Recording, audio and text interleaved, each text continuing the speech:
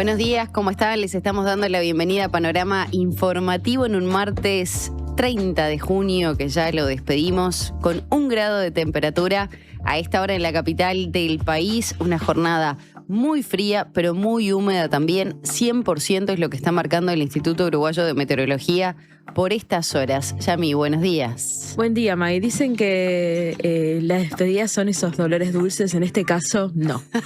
La verdad, no. Junio no es una despedida dulce. Yo lo despido con mucho gusto.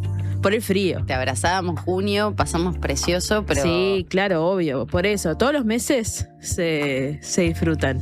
Pero bueno, un mes menos que pueda, de la cuenta regresiva para que empiecen, por lo menos a ser más largos los días. Yo ni siquiera estoy pidiendo calor. Ese no es mi pedido. Yo solo pido unos minutos más. Un poco más de sol. Ahí va, eso exacto. Es lo que estamos pidiendo. Un rayito, por lo menos. ¿Viste el sol a veces que tenemos cuando empieza a amanecer, a eso de 8 menos 5, que empiezan a entrar unos rayos naranjas preciosos? Bueno, eso estaría divino. Y que nuestra comarca siempre está al firme y envía muchas fotografías obvio. También. Pero bueno, la verdad que una madrugada, podríamos decir, porque mañana decir a esta hora es complicado, aunque yo dije que a esta hora de la mañana, pero es madrugada todavía. Hay una luna llena espectacular. También nos pueden hacer llegar esas fotografías preciosas para ir decorando lo que será este pasaje hasta las 9 de la mañana aquí en Panorama Informativo, en una jornada que el resto del territorio nacional también tiene temperaturas muy frías, algunas de ellas por debajo del 0, como el caso de Paysandú. Salto tiene 0 grados, pero Paysandú tiene casi 2 grados bajo 0. Le sigue Río Negro y Soriano Río Negro, Soriano, Colonia también, con 1 grado y 2 décimas bajo 0, 0,5 otras partes del territorio nacional. Estaba mirando la zona centro también, lo que es Florida, 1 grado, 1 décima bajo 0. Está fresquita sí. Este inicio de jornada. Creo que se podría decir que Rocha, bueno, ahí por lo menos lo que limita con Brasil, en este momento es la parte de Uruguay que tiene más temperatura. Para ir a hacer playa, está perfecto. Sí, bueno. Una buena caminata matinal. Y Maldonado también, Maldonado está con 6 grados, pero bueno, ya invitamos obviamente a que nos cuenten si efectivamente lo están sintiendo así, porque ya nos ha pasado de que, bueno, decimos que están siendo los departamentos más privilegiados en términos de temperatura, pero después nos escriben y dicen, che, acá hace mucho frío, la verdad, así que nos pueden contradecir tranquilos y nos pueden contar cómo la están pasando. Pueden hacer como nosotros, que tenemos un cafecito, un mate también para acompañarlos repasando las principales novedades. En esta jornada que la mínima iba a ser de 0 grado, bueno, es lo que está prácticamente ocurriendo, 14 la máxima, con cielo claro y algo nuboso, periodos de nuboso, heladas y nieblas y neblinas, a tenerlo presente. Y si van a salir y lo hacen en vehículo, llévense un trapito, una servilleta de esas absorbentes para limpiar espejos, vidrios y demás, porque realmente no se ve nada, está todo empañado. Sí, o si dejan algún vehículo birrodado de 2 ruedas también, afuera. Una toallita para secar. Sí, que puede ser una bici, una moto, un monopatín. Bueno, un monopatín no, porque vas parado. Perdón la mala referencia. Bueno, pero la parte... Es verdad. El manubrio, y no sé cómo se le dice el monopatín. Bueno, la visibilidad por ahí es un poco baja, 4 kilómetros. Para el día de mañana se espera una jornada para iniciar julio, con 3 grados de mínima y 12 de máxima, con algo más de sol. Dice el Inumeta algo nuboso y nuboso con nieblas y neblinas, pero vuelve a anunciar heladas agrometeorológicas, ¿no? Ya para la tarde-noche dice además que hay una baja probabilidad de precipitaciones que aparece en estas últimas horas y bajas sensaciones térmicas también. Además se agregan vientos que puede tener rachas de hasta 50 kilómetros en la hora. Esa va a ser un poco la tendencia. También para el jueves se anuncia una baja probabilidad de precipitaciones con bajas sensaciones térmicas, así que a prepararse. Hoy amanece 7:54, va a ponerse el sol a las 17:44. Es 1 minuto más. Ayer igual también teníamos ese atardecer a las 6 menos cuarto, y es eso que decíamos, bueno, veremos esta semana cómo se da, pero me gusta ir midiendo semana a semana, bueno, cómo se van corriendo los minutos. Vamos a ir contabilizando contabilizando las horas de sol que hace en nuestro país. Sí. Bueno, les contamos que en estas jornadas vamos a procurar tener un contacto con el canciller Mario Lubet, quien ya adelantábamos parte de lo que iba a suceder en Paraguay. Hoy el primer mandatario, Yamandu Orsi, asume la presidencia pro tempore del Mercosur. Le consultaremos los desafíos, ¿no? Algo que el primer día que comenzábamos este nuevo formato de la Diaria Radio a través de la 97.9 aquí en Montevideo, la 102.5 FM en Maldonado y la 90.9 FM en Colonia, más allá de toda la estructura que se rearmó, y ya saludamos a los amigos que nos están siguiendo por YouTube también, hablábamos de la importancia de tener en este año en particular la presidencia pro tempore del Mercosur, de este bloque que el 1 de mayo, por ejemplo, entre otras cosas, comenzó esta comercialización libre de aranceles en algunos productos con la Unión Europea. Bueno, ¿qué desafío se plantea Uruguay con esta asunción? ¿Cuál es el objetivo que se propuso Uruguay? ¿Qué aceptación tuvo la idea de realizar una reunión de empresarios de la Unión Europea y nuestro bloque aquí en Uruguay? Fue alguno de los planteos que surgieron en las últimas horas, y cómo se está trabajando las cuotas del acuerdo. Exacto. Y bueno, y a partir de la reunión de cancilleres del bloque también se establecieron metas para que durante el próximo semestre se puedan concretar. Recordemos que ahora Uruguay asume la presidencia pro tempore y después en diciembre la pasa. De nuevo, si no me equivoco, tiene que ser Argentina, pero debería ser un dato a chequear. Pero bueno, es esto protocolar. Y bueno, preguntarnos, ¿no?, ¿cuáles son las principales metas justamente para estos 6 meses de trabajo? Y también otro tema que va a estar presente con el ministro de Relaciones Exteriores es, la ayuda humanitaria que se va a enviar a Venezuela en el marco de estos 2 terremotos que tuvieron lugar la semana pasada. Bueno, ¿cómo y cuándo se va a concretar? Sí, algo que hemos dicho, pero nunca está de más, porque las noticias se van actualizando a lo largo de los días. Un gran abrazo a toda la comunidad de venezolanos en nuestro país, a aquellos que tienen familiares en Venezuela, por supuesto al pueblo venezolano, sobre todo aquellos que residen en La Guaira, porque uno escucha las noticias que siguen surgiendo desde allí, es terrible. Y bueno, nos sumamos a ese gran abrazo fraterno, ¿no? Y de muchísimo apoyo, porque hay muchas familias que obviamente están en nuestro país. Sabemos lo que fue la migración de millones de personas desde Venezuela en los últimos años y que están radicadas acá y que siguen recibiendo noticias tremendas desde Venezuela. Sí, que también muchas de esas organizaciones están recibiendo, en sus respectivos centros, se convirtieron en centros de acopio, ¿no? Para recibir, alimentos, todo lo que se pueda mandar, lo que se pueda enviar como ayuda humanitaria para Venezuela también se está recibiendo en distintos puntos. Así que eso también es otro dato. Sí, sobre todo, lo decía ayer la ministra, ¿no? Lo que podría ser esa fase 2. Ya la fase luego que se terminen con las tareas de rescate, aquellas personas sobrevivientes que puedan tener un abrigo, comida, agua potable, la posibilidad de tener energía, porque queda absolutamente todo destruido. Sí. De hecho, las zonas de los aeropuertos también, que es por donde podría llegar esta ayuda humanitaria, están muy afectados. Entonces, sería bueno profundizar también en esa línea más humana con el ministro Lubetkin. Pero también vamos a recibir en esta mañana al diputado nacionalista Pablo Audala, con quien abordaremos temas más nacionales, ¿no? Y además que ha sido uno de los críticos sobre el acuerdo entre Defensa e Interior para patrullar con vehículos militares blindados algunas zonas. Él había anunciado que realizaría un pedido de informes al respecto. Queremos saber si ya lo concretó, si hubo algún tipo de respuesta. Sigue sosteniendo que se requeriría un proyecto de ley o algún decreto para que pueda ejecutarse esta medida que adoptaron, este convenio donde el Ministerio de Defensa brinda estos vehículos al Ministerio del Interior. Y también hablaremos de la rendición de cuentas. Sí, porque hoy, primero que nada, a las 14 horas se va a reunir justamente la bancada del Partido Nacional, y ya habían adelantado, ¿no?, una posición crítica en cuanto a la rendición de cuentas, porque todas las opiniones toda la información en realidad que se está manejando con respecto a la rendición de cuentas, es en base a trascendidos, pero también en base a información oficial que ha surgido por parte del ministro de Economía en distintas conferencias.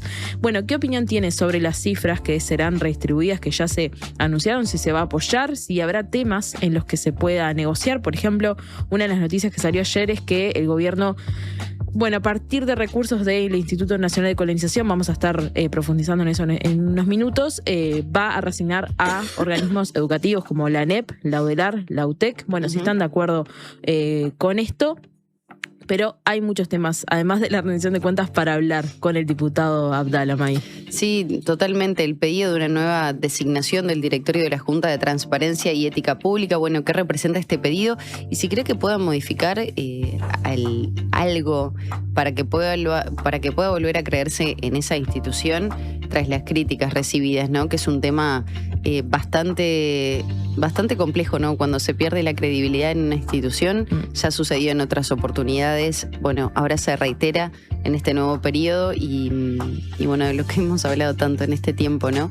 Hay una, por ejemplo, Conrado Rodríguez, que lo tuvimos aquí, el diputado colorado, está promoviendo un proyecto de ley justamente para que haya otra credibilidad, que los funcionarios que allí estén tengan una trayectoria a nivel judicial, ¿no? A nivel de este tipo de instituciones, bueno, que puedan brindar ciertas garantías. Bueno, tal vez sea un buen momento para tener una discusión más seria, ¿no? Respecto a la JUTEP. Exacto. Y en su columna, Antonio, en la última parte del programa, nos va a traer más detalles sobre este giro en el caso Marcet, que él ya había... Otro nuevo giro. Exacto, Seguimos rotando. Otro nuevo giro en el nuevo giro del que ya había informado Antonio la semana pasada. Bueno, Marcet está en Estados Unidos y en este caso el giro tiene que ver con una nueva acusación fiscal en medio del cambio de abogados. Y bueno, ¿no? Y esto que hablábamos de que se va a retomar la línea de su representante legal, que es Santiago Moratorio. Ahora Marcet suma 3 cargos nuevos. Uno de ellos es conspiración narcoterrorista, pero al mismo tiempo que esto sucede en Estados Unidos, hay visiones y recomendaciones que se contradicen con lo que sucede acá en Uruguay. Así que en un rato vamos a estar hablando con Antonio sobre este tema. Tal cual. El agradecimiento a toda la comarca, que no sabes al firme cómo está, mandando fotos de la luna llena. Nos encanta que estén desde tempranito acompañándonos, y a quienes nos están siguiendo a través del canal de YouTube de La Diaria, por supuesto que es muchísima gente desde tempranito que ya está conectada y que bueno, también se hace visible esas fotografías que nos pueden enviar. Nosotros vamos a comenzar ahora a repasar las principales noticias. De 7 a 9. Panorama informativo. Conducción, Maggie Correa y Yamila Silva. Análisis de Antonio Ladra. Panorama informativo.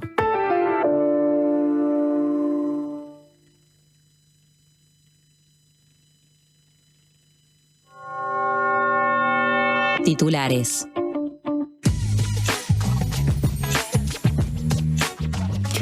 7 de la mañana con 14 minutos. Ya vamos a estar en diálogo más adelante con el canciller Mario Lubetkin, pero les contamos que en las últimas horas llamó a evitar criterios que profundicen las asimetrías existentes en el reparto de cuotas europeas del acuerdo entre el Mercosur y ese bloque.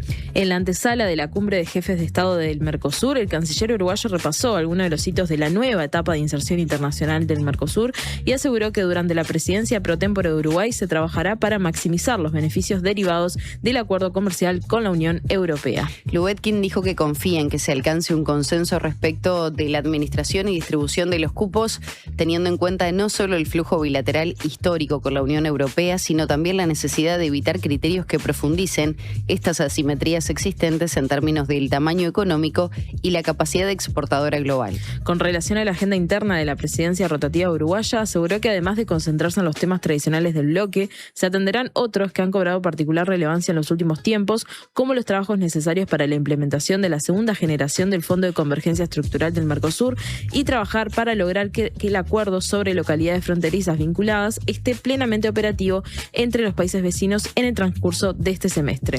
Vamos ahora con otros temas y que han estado presentes también en la agenda. La oposición insiste en que el acuerdo para usar vehículos militares en patrullajes policiales debe ser autorizado por una ley. Sí, el diputado del Partido Nacional, Pablo Abdala, subrayó que se precisa una ley que permita el uso de los vehículos porque no estamos frente al simple préstamo de uso o comodato, sino frente a una situación más compleja porque el propio convenio contempla la eventual participación de funcionarios militares y si participan funcionarios militares lo tiene que autorizar la ley, decía el diputado. Sí, justamente Abdala señaló que el gobierno terminó siendo preso de su propia improvisación y de su propia imprudencia en el manejo de las cosas cosas porque hizo pública esta idea cuando era solo una idea. Abdala dijo que desde la perspectiva del gobierno el problema de darle un trámite parlamentario a esta iniciativa no está en la oposición, sino en los propios compañeros del frente. Nosotros seguramente votaríamos una solución de estas características porque no tenemos ningún complejo ni mayores dificultades, pero es notorio que hay un límite que sectores de la izquierda no están dispuestos a traspasar, fue lo que señaló. Por lo tanto, consideró que el Poder Ejecutivo está por todos los medios tratando de eludir la intervención del Parlamento por las consecuencias políticas que eso puede tener y por la resistencia que una solución de este tipo genera en el oficialismo. Bueno, y en esa línea el senador colorado Andrés Ojeda presentará un proyecto que habilite al Ministerio del Interior a utilizar infraestructura de defensa en seguridad pública. Sí, el Comité Ejecutivo del Partido Colorado respaldó la medida anunciada por el ministro del Interior, Carlos Negro, de patrullar determinados barrios de Montevideo con vehículos blindados del Ejército Nacional en el marco de un convenio con el Ministerio de Defensa Nacional.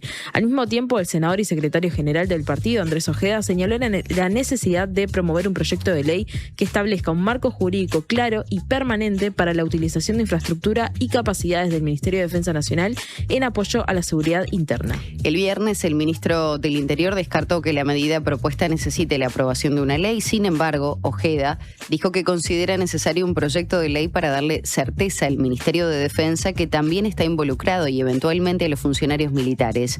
La iniciativa que presentará Ojeda tiene el objetivo de generar un marco jurídico que habilite a que el Ministerio del Interior pueda utilizar infraestructura y logística del Ministerio de Defensa Nacional para la seguridad interna y sobre todo en el combate al narcotráfico. Consultado sobre si la presentación de la iniciativa se puede leer como una estrategia política por parte del Partido Colorado, no por la posibilidad de que se dé una discusión en el Parlamento y en el Frente Amplio con respecto al uso de equipamiento militar para la seguridad, Ojeda afirmó que si se genera hay que zanjarla porque cree que es una decisión importante la que tenemos que tomar en línea con lo que ya planteaba Abdala, ¿no? Sí, y es lo que se ha planteado un poco respecto a la guardia perimetral de cárceles, por ejemplo, lo que tiene que ver con el patrullaje en fronteras, también en colaboración con la seguridad. Bueno, tal vez sea una oportunidad para darse un debate a nivel político, sobre todo en materia de seguridad y en materia de cooperación entre ministerios, si efectivamente esto ya pueda zanjarse y pueda utilizarse de aquí a un futuro, ¿no? Porque si esto va a pasar, tal vez con una norma que habilite a que ante determinadas circunstancias pueda brindarse ese tipo de vehículos, la medida ya va a estar. También es en esto, ¿no? Es si hiciera una estrategia política porque es una discusión sensible a la interna de la izquierda, del Frente Amplio. Pero esa es una medida que tomó el gobierno de izquierda. Pero sí es una forma quizá de la oposición de, bueno, poner una posición quizá un poco incómoda. Exacto. Tal vez la diferencia sea lo que decía ayer la ministra de Defensa, Sandra Lasso, acá mismo, y tiene que ver con el tiempo, ¿no? Tiene una fecha de caducidad. Cada 6 meses se vuelve a analizar y se prorroga. Pero bueno, la medida va por semestres, ¿no? Que también es importante tenerlo en cuenta. Son las 7 de la mañana con 19 minutos. Les contamos que Marcelo Abdala señaló que la rendición de cuentas tiene señales positivas, pero se queda bastante por detrás de las necesidades básicas. Sí, el presidente del PIT-CNT, Marcelo Abdala, valoró positivamente algunos de los detalles de la ley de rendición de cuentas que el gobierno anunció tras su Consejo de Ministros el viernes pasado. Para Abdala es una señal positiva que se busquen formas de instrumentar los acuerdos del diálogo social con respecto a la idea de unificar y fortalecer transferencias para las infancias. Sin embargo, desde una perspectiva estructural y al analizar las necesidades de resolver más rápidamente la cuestión de la infancia o las necesidades de la educación, valoró que el documento se queda bastante por detrás de las necesidades básicas. También consideró que la efectivización de transferencias en función de los deciles de ingreso a los que pertenezcan los hogares de los menores beneficiarios es un enfoque que es positivo, pero naturalmente que es insuficiente. Sobre la caja militar que no se abordó en el documento final del diálogo social, Abdala señaló que tendría que haber habido una conversación mucho más general, pero dijo que esa es una responsabilidad que le atribuyen a las políticas públicas. En suma, Abdala dijo que el PIT-CNT entiende que el resultado del diálogo social no es un conjunto de sugerencias para el Poder Ejecutivo, sino acuerdos que implican un nivel de compromiso cuyos resultados en materia de seguridad social se deben implementar todos. Vamos ahora con otras novedades, pero que hacen al tema de fondo, que es la rendición de cuentas. El Instituto de Colonización asegura que la quita de $10 millones en este proyecto de rendición no va a impactar. Sí, hoy ingresa al Parlamento el proyecto de ley de rendición de cuentas que incluirá reasignaciones de gastos entre las distintas reparticiones del Estado con el propósito de destinar mayores recursos a las prioridades fijadas por el gobierno, que son infancia, situación situación de calle, seguridad y educación. Uno de los organismos que va a perder recursos será el Instituto Nacional de Colonización, según informó el Observador y confirmó La Diaria con fuentes del gobierno, y se trata de una reasignación de 433 millones de pesos, que equivale a unos 10 millones de dólares. Si a través de las reasignaciones el gobierno pretende aumentar el presupuesto, por ejemplo, de la educación, en concreto para la ANEP se plantea un refuerzo de 300 millones de pesos, estamos hablando alrededor de 7 millones de dólares.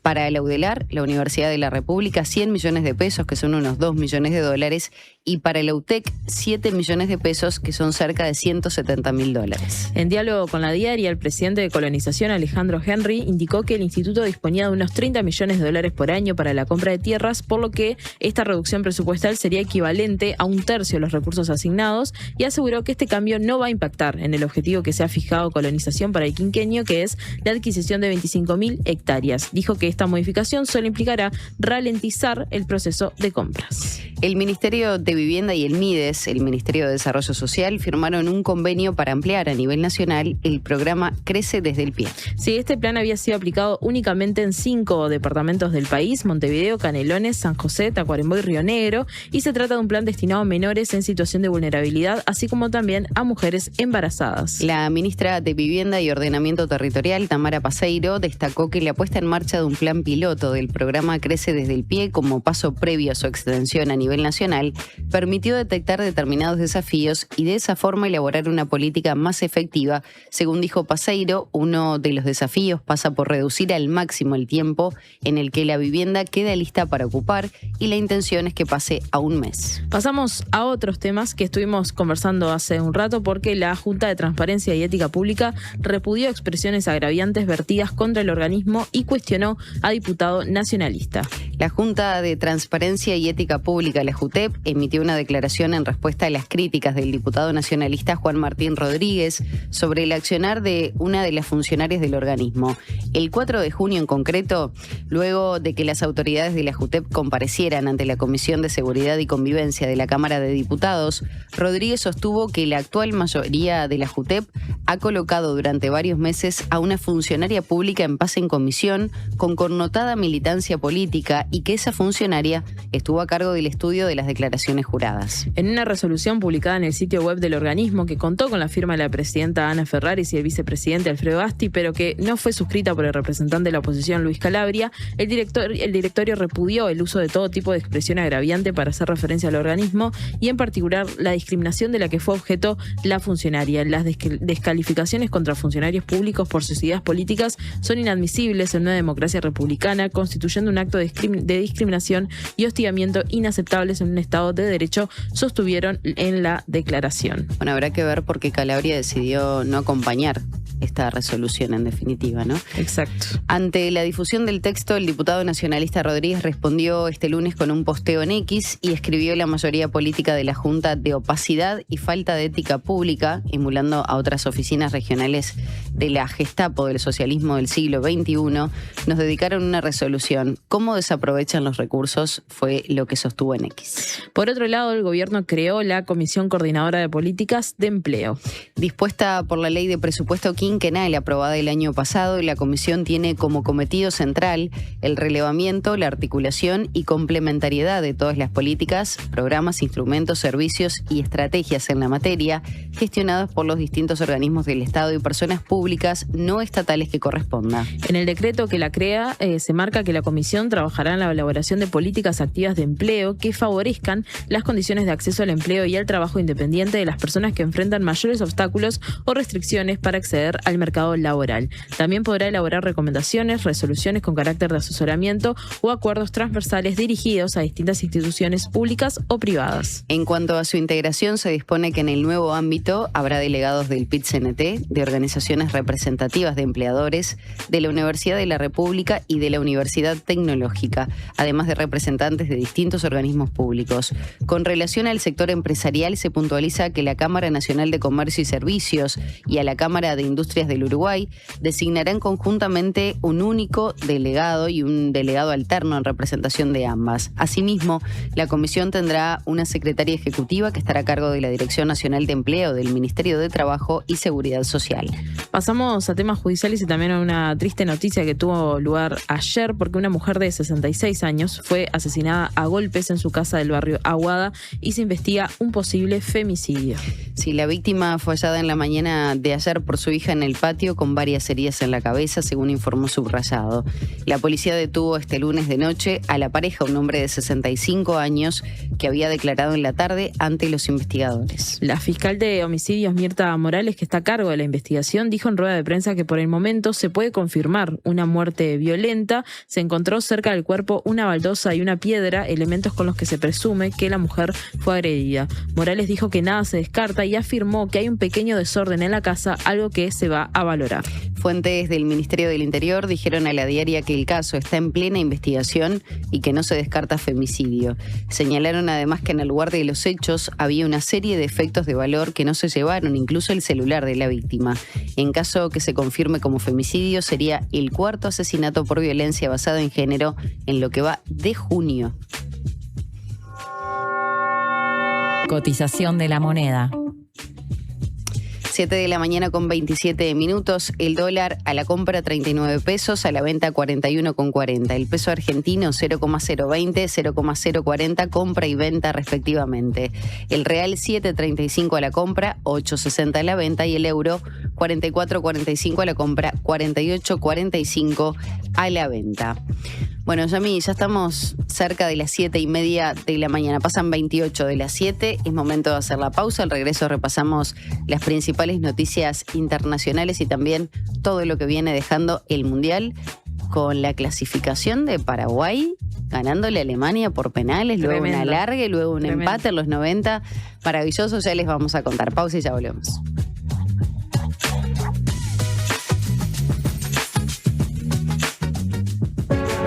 Hubo un momento en que todo era incertidumbre y mientras muchos esperábamos respuestas, Gonzalo Moratorio trabajaba para encontrarlas. Su aporte ayudó a Uruguay a enfrentar la pandemia. Hoy, Gonzalo necesita de nosotros. Colabora con el colectivo solidario en locales Habitat o a través de la app.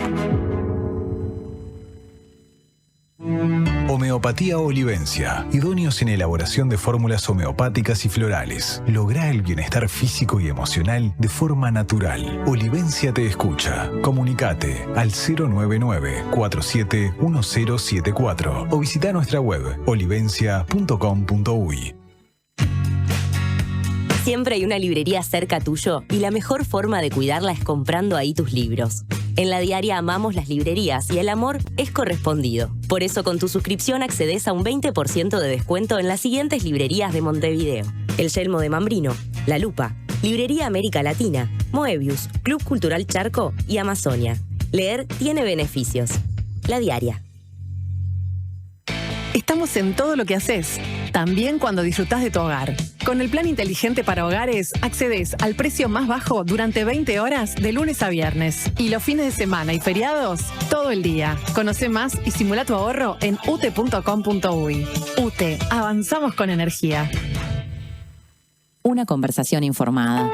La Diaria Radio 97.9.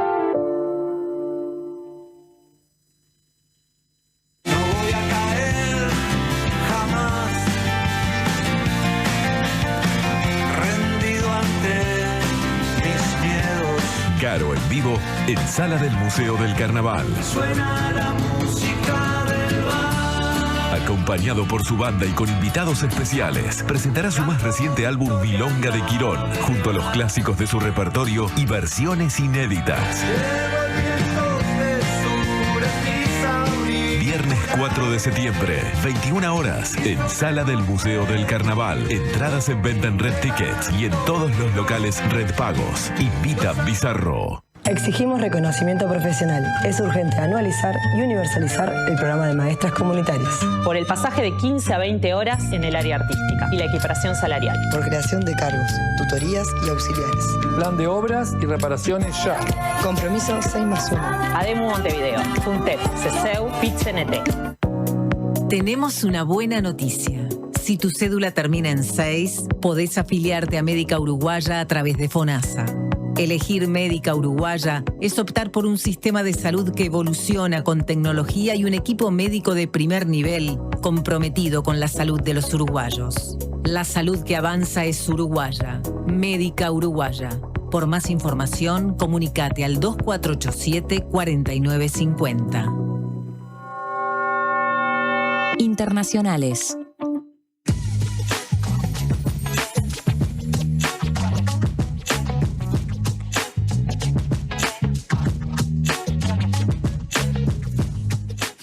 Siete de la mañana con 31 minutos y les decíamos que íbamos a retomar la actualización y lo que está sucediendo en Venezuela porque la cifra de muertos por estos terremotos que afectaron hace algunos días ascendió a 1.700. Sí, continúan las tareas de rescate en el país tras el caos que generó el par de terremotos que afectaron al país la semana pasada, con mayor incidencia en el norte y en el estado de La Guaira.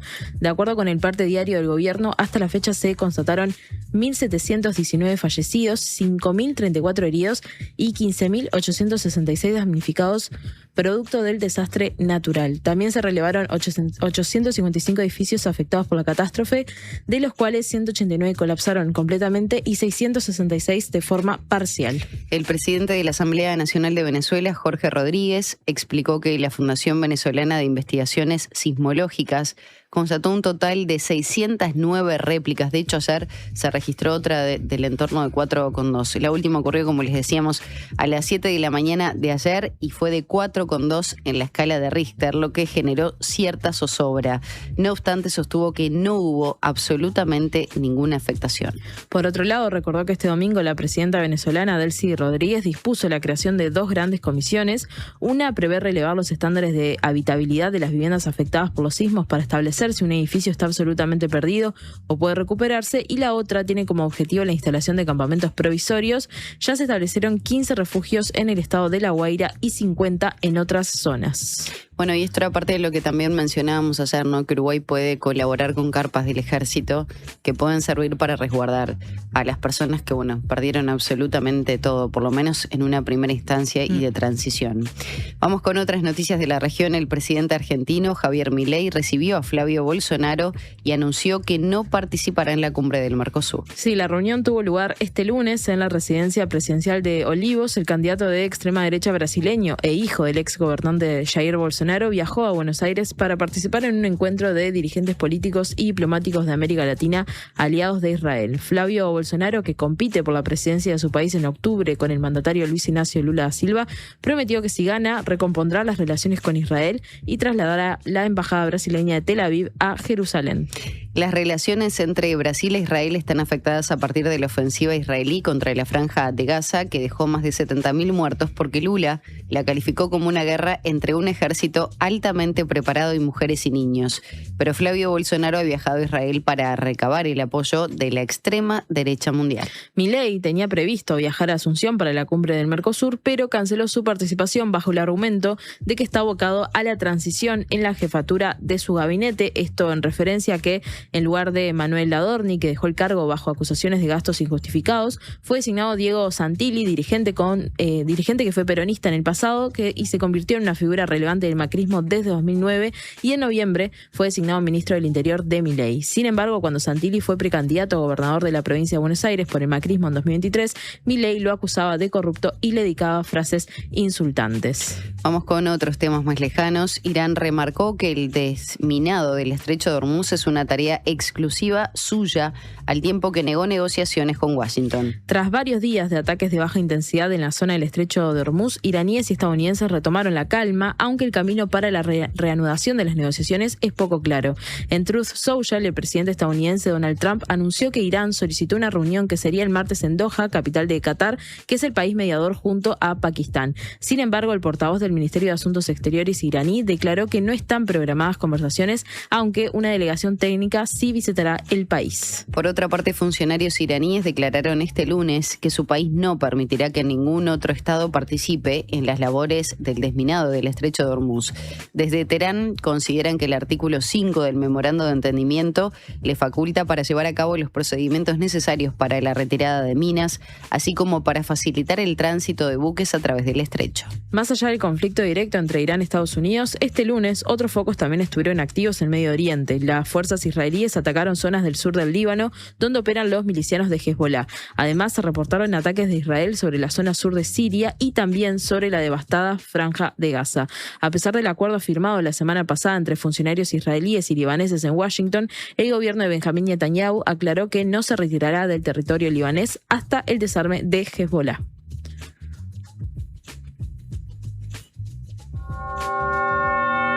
Deportes. Son las 7 de la mañana con 36 minutos. En las últimas horas llegó la selección uruguaya, o por lo menos parte de los jugadores, también el técnico que hoy brindará esa conferencia de prensa. Y sobre el rendimiento de la selección en el Mundial, el zaguero celeste Sebastián Cáceres dijo que los errores tuvieron consecuencias. Sí, Cáceres fue el único jugador, además de los sparrings, en llegar el lunes al Aeropuerto Internacional de Carrasco junto a Marcelo Bielsa y Jorge Giordano. Cáceres se declaró muy triste porque no se consiguió el objetivo, a pesar de que nos habíamos preparado muy bien, dijo, y agregó que esa tristeza es de todo el país, que estaban ilusionados. Sobre la clave de la eliminación, señaló que la selección recibió goles que no debió recibir y cuando eso ocurre, todo se hace cuesta arriba. Cáceres dijo que a veces hay errores que no tienen consecuencias, pero estos la tuvieron y los termina pagando caro, aunque reconoció que no siempre hay justicia deportiva y pasa por detalles puntuales, aunque en la actitud nadie se guardó nada. Respecto a los intercambios con Marcelo Bielsa, señaló que se filtraron cosas que no tenían nada que ver y no fueron como las dijeron, además de que se tergiversa todo lo que se habló y se manipuló mucho la información para dejar mal a Marcelo, decía Cáceres. Luego de quedar afuera hubo una despedida, pero no voy a decir lo que se habló entre el grupo, eso tiene que quedar entre nosotros como debió ser desde un principio, sostuvo el deportista uruguayo. Bueno, también deja entrever que hubo algunas cuestiones, que algunas se filtraron, pero con detalles que no eran tales. Entiendo, por lo menos se desprende de eso, ¿no? Y no sé si hace referencia efectivamente a lo que pasó con Suárez el año pasado. Creo que ya fue, me perdí con el tiempo, si fue el año pasado o el otro, que se despidió de la selección, que luego de esa situación puntual y de la vuelta de la Copa América con Canovio muy molesto, dio a conocer en detalles lo que sucedía con Bielsa, ¿no? Fue en 2024 entonces, ¿no? Porque la Copa América fue en 2024, pero no estoy segura. A mí también ya se me está perdiendo en qué año fue cada cosa. 2024, ahí va, sí. La despedida de Suárez. Sí. Bien, bueno, después de ahí fue un tiempo complejo, ¿no? De Marcelo Bielsa decir que bueno, su autoridad no estaba siendo respetado, palabras más, palabras menos, pero era una cuestión un tanto así. Bueno, vamos con otras novedades. Brasil le ganó 2-1 a Japón en la hora y clasificó a octavos de final. Creo que los octavos nos están sorprendiendo a todos. Sí. Japón no iba a ser un rival fácil para Brasil y en el primer tiempo quedó demostrado. Con un gol de Kaiju Sano, la selección asiática se fue 1-0 al descanso. El volante interceptó un mal pase de Danilo de la derecha al medio sobre la mitad de la cancha y desde que tomó la pelota condujo sin que nadie le saliera. Cuando fueron a ahogarlo, remató cruzado y certero. Alisson se estiró, pero no llegó.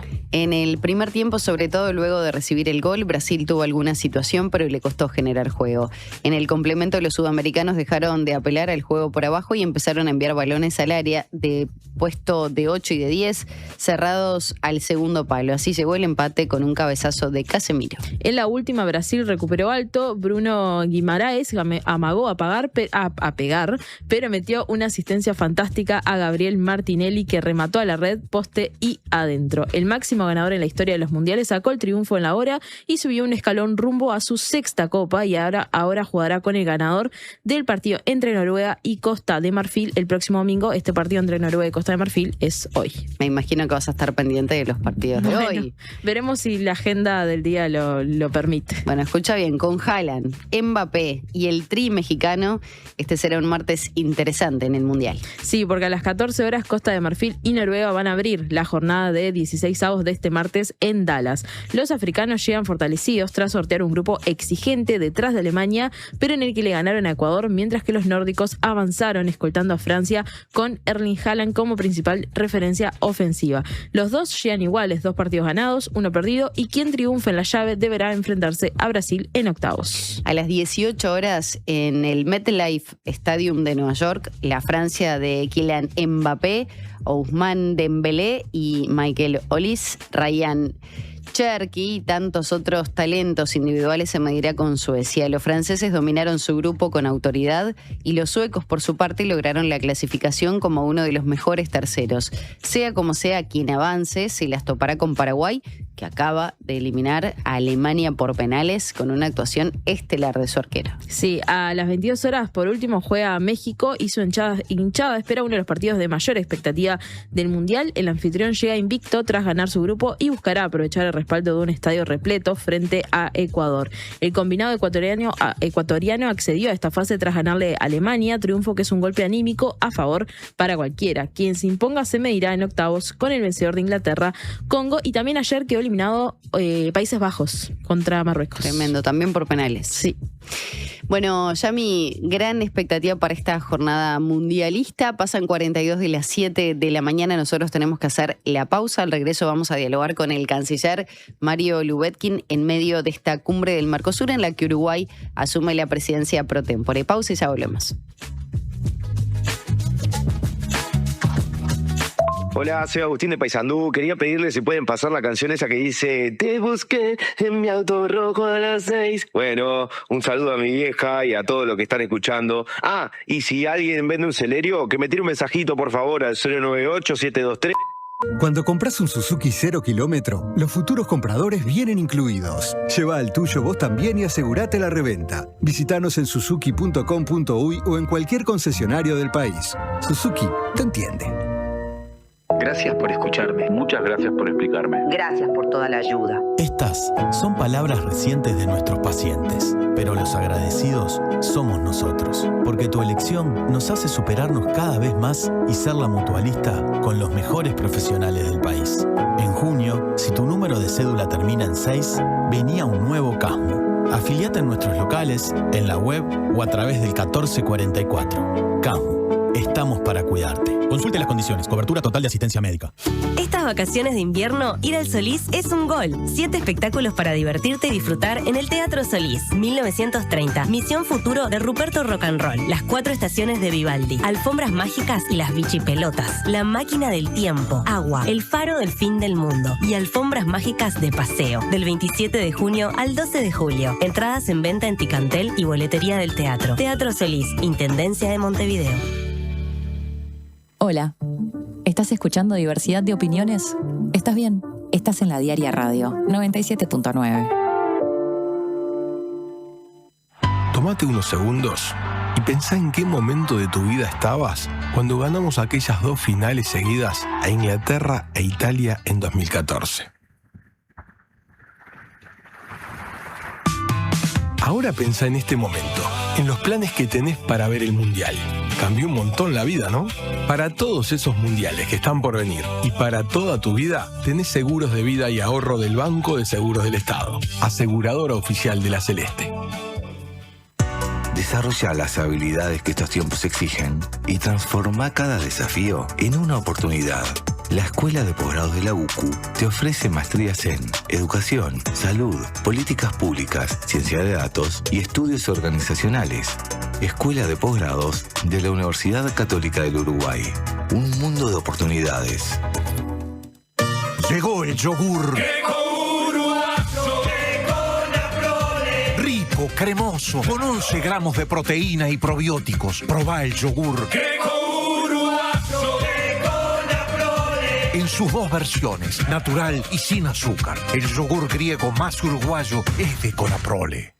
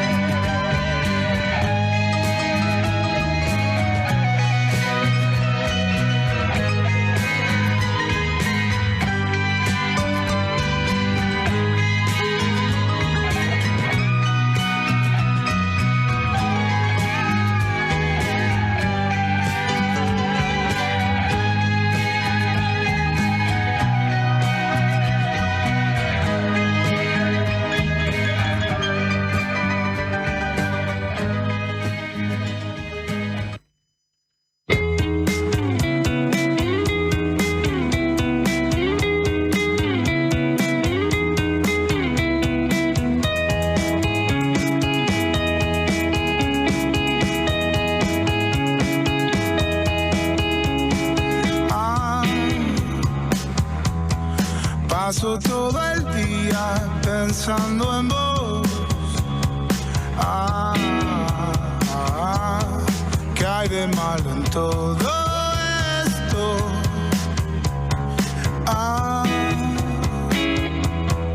Paso todo el día pensando en vos. Vos pensás que pierdo el tiempo. Perdón si estoy de nuevo acá.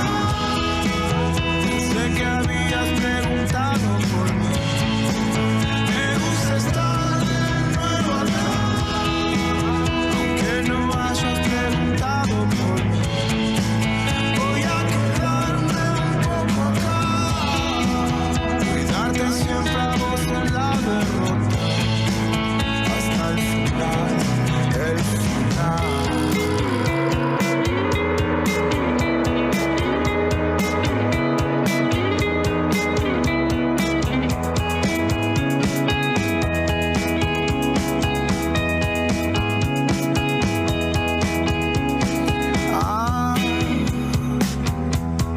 Todo lo que hago es para vos.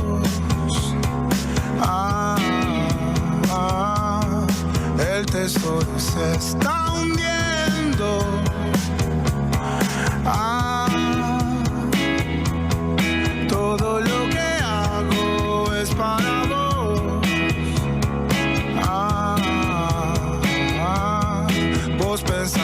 pierdo el tiempo. Perdón si estoy de nuevo acá. Sé que habías preguntado por mí. Me gusta estar de nuevo acá. Aunque no hayas preguntado por mí, voy a quedarme un poco acá. Cuidarte siempre a vos en la derrota. Hasta el final, el final.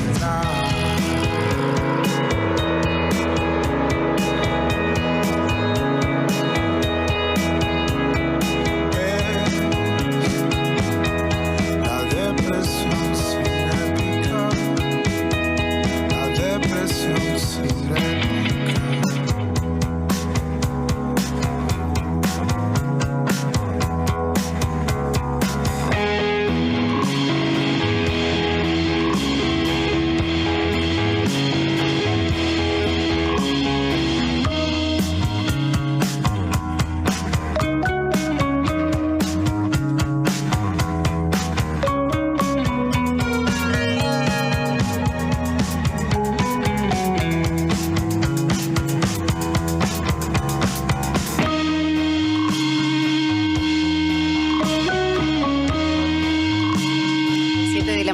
52 minutos, 1 grado la temperatura en Montevideo e información importante, la visibilidad bajó considerablemente, acaba de actualizar el INUMED, que es de 100 metros, 1 cuadra, solamente la visibilidad, así que a tenerlo presente si van a salir por estas horas.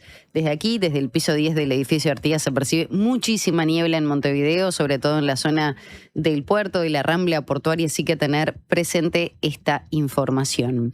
Vamos a compartir noticias ahora del segmento local de la diaria. Vamos a comenzar por el departamento de Colonia. El jefe de policía, Paulo Costa, brindó detalles sobre la muerte de un niño en Rosario. En la tarde del domingo, un niño de 12 años falleció luego de recibir un disparo efectuado por otro menor de 11, mientras ambos se encontraban solos en una vivienda ubicada en la calle 25 de agosto entre Cerrito y Leopoldo Fuica. Esto en la ciudad de Rosario, como mencionaba. El menor manipulaba un arma de fuego que pertenecía a su madre, quien es funcionaria policial. El jefe de policía, Paulo Costa, calificó el caso como muy penoso y trágico, hecho de sangre, y confirmó que desde el punto de vista legal no se trata de un hecho penal atribuible al menor que efectuó el disparo. En esa línea explicó que, de acuerdo con el Código de la Niñez y la Adolescencia, la responsabilidad penal comienza a partir de los 13 años, por lo que el niño de 11 no puede ser imputado. En ese contexto, la investigación apunta a determinar la eventual responsabilidad de los progenitores del menor. Esto fue lo que remarcó Costa. Agregó que la madre del niño que efectuó el disparo es una funcionaria policial, por lo que está vinculada al caso en calidad de responsable administrativa, y por ese motivo dispusieron una investigación de urgencia, la cual seguramente determine un sumario. Dejamos por un momento el departamento de Colonia, nos vamos ahora al este, al departamento de Maldonado. Pese al rechazo de los vecinos, el Ministerio de Desarrollo Social mantendrá su centro de evacuación en la ruta 39. El MIDES resolvió que el lugar siga operativo hasta octubre, pese al rechazo de la Comisión de Vecinos de los barrios Hipódromo, Villa Hípica y Monte Hermoso. La decisión se adoptó tras una reunión para evaluar su funcionamiento entre los vecinos. La directora departamental del MIDES, Paula Caballero, el intendente interino, Miguel Plada, el alcalde del municipio de Maldonado, Damián Tort, y delegados de ACE, el Ministerio del Interior y el Ministerio de Salud Pública. Aunque dirigentes de la comisión vecinal afirman que desde su instalación se incrementaron los robos en las viviendas del barrio, los datos oficiales aportados durante la reunión niegan esa versión. Caballero dijo que según el Ministerio del Interior, desde la fecha de su instalación, el 7 de mayo, no se ha registrado un aumento de denuncias vinculadas a situaciones de inseguridad en la zona.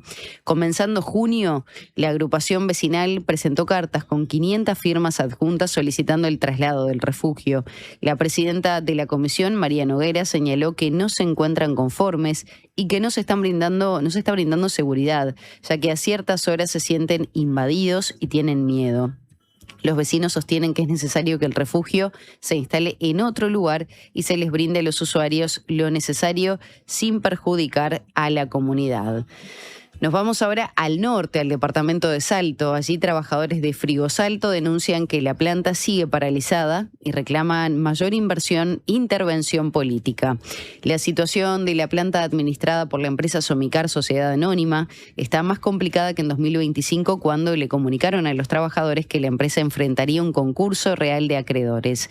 Si bien dejó de estar concursada, se sigue sin producir y sin trabajar, al tiempo que existen muchas expectativas para saber si la empresa va a retomar actividades, contó el sindicalista Óscar La Rosa, que además dijo que actualmente no existe comunicación entre los trabajadores y la patronal, además de cuestionar la forma en que la síndica condujo el proceso concursal junto con las autoridades empresariales. Sostuvo que desde el inicio del conflicto advirtieron que la situación no cambiaría y que a más de un año es más de lo mismo. Señaló que muchos continúan sin percibir las prestaciones de seguro de paro y explicó que el último pago que recibieron fue en noviembre de 2025. Indicó que días atrás fueron informados de que la empresa comenzó a gestionar una prórroga del seguro de paro correspondiente a los meses de diciembre de 2025, enero y febrero de 2026. Finalmente, recordó que durante una reunión con el intendente Carlos Albizu, las autoridades departamentales manifestaron su respaldo, pero posteriormente les transmitieron que el conflicto excedía sus competencias y que su resolución demandaría un proceso prolongado. En suma, valoraron que la falta de voluntad política y acciones concretas fue lo que determinó y en definitiva termina con esta situación. Quiero repasar algunos de los mensajes y no sé si podemos compartir algunas fotografías. Emi, David, Alú, que están haciendo posible esta puesta al aire. Vamos a comenzar por los primeros mensajes que llegaron, divinos, de la luna llena. Buen día, comarca. La luna hace 10 minutos, era lo que nos decía Álvaro, una luna radiante, llena, preciosa realmente, despidiendo el mes de junio, este sexto mes del año. A ver si la podremos compartir y si no vamos a ir repasando y a medida que los vaya leyendo también vamos a ir mostrando esas imágenes preciosas. Ahí está la fotografía de Andrés. Pasa que si no les digo, pobre, cuáles son cada una, va a ser difícil. Bueno, acá tenemos otra luna llena preciosa con un video que envían los oyentes de la diaria también, desde el puerto de Montevideo, acá muy cerquita. Creo que nos están mostrando desde enfrente, ¿eh? Ahí está. Preciosas las imágenes que nos vienen aportando desde diferentes lugares, además que eso es lo más lindo. Bueno, ojalá podamos seguir repasando parte de lo que vienen compartiendo con todos nosotros. Vamos a hacer rapidito la pausa, que ya estamos casi en las 8 de la mañana. Ya volvemos.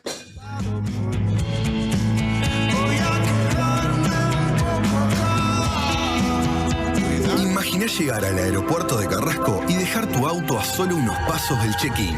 Descubrí el nuevo Indoor Parking, un estacionamiento techado con acceso directo a la terminal. Seguridad, comodidad y la mejor ubicación para que viajes sin preocupaciones. Aprovecha nuestras promos de larga estadía y asegura tu lugar a tan solo un clic. Reserva ahora en aeroshop.com.uy. Indoor Parking, Aeropuerto de Carrasco. Estaciona, volá y disfruta. ¿Usted sabe por qué nos siguen eligiendo? Porque somos credibilidad, confianza, contención y compañía calificada.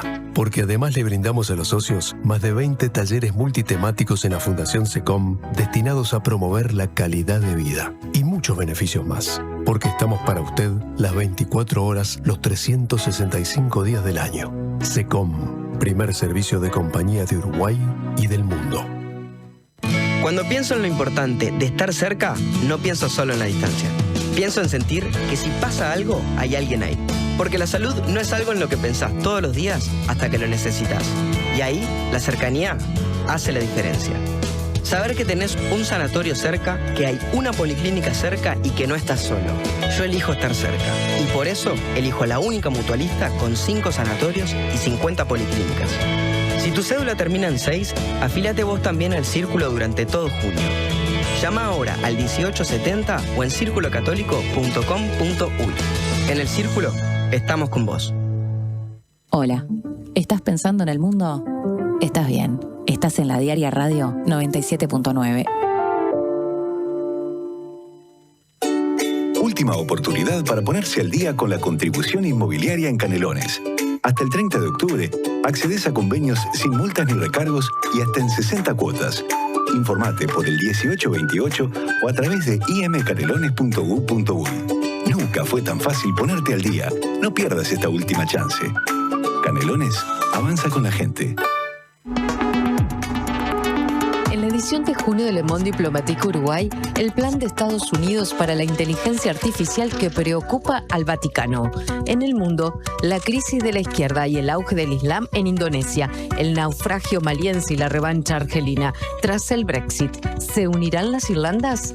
En la región, Perú vuelve a partirse en dos, un nuevo cerco indio en Bolivia y las conquistas y reveses del gobierno de Petro impactan en la segunda vuelta en Colombia.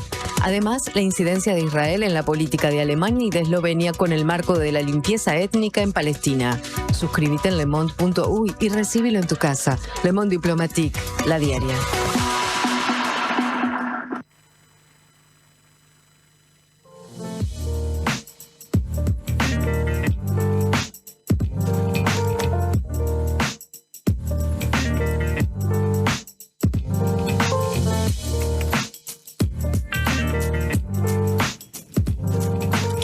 De la mañana, 2 minutos. Les habíamos prometido un contacto telefónico con el canciller Mario Lubetkin. A veces las comunicaciones fallan, pero también les habíamos prometido recibir en esta mañana al diputado nacionalista Pablo Audala, porque hay muchos temas para hablar con él, sobre todo de la actualidad, ¿no?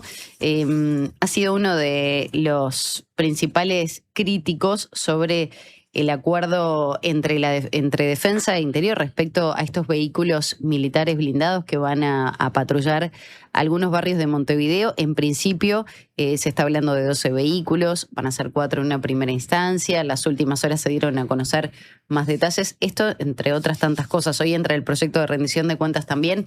Audala, bienvenido, buenos días. Muchas gracias, Magdalena. Un placer estar con ustedes. Gracias por invitarme. Es un placer estar acá. Bueno, capaz que empezamos por ese tema, ¿no? Que es el que ha estado presente a lo largo de estos últimos días y que se dieron a conocer más detalles. Sin embargo, usted sigue firme manteniéndose en que esto requiere un proyecto de ley o un decreto especial que pueda regular el patrullaje en algunas zonas. En todo caso, esa es nuestra discrepancia, no con el fondo del asunto. No con la idea. A mí me parece sensato que el Poder Ejecutivo finalmente se haya planteado esta alternativa de apelar a todos los recursos disponibles a los efectos de hacerle frente a un fenómeno que, por supuesto, representa un desafío gigantesco, que es el de la inseguridad ciudadana, que es el de combate al narcotráfico, el de la lucha contra las bandas criminales en las zonas más complejas de la capital y del país. Pero, sin embargo, creo que no ha procesado adecuadamente este planteo. Creo que además no lo termina de resolver legalmente, porque efectivamente creo que una solución de este tenor requiere ley.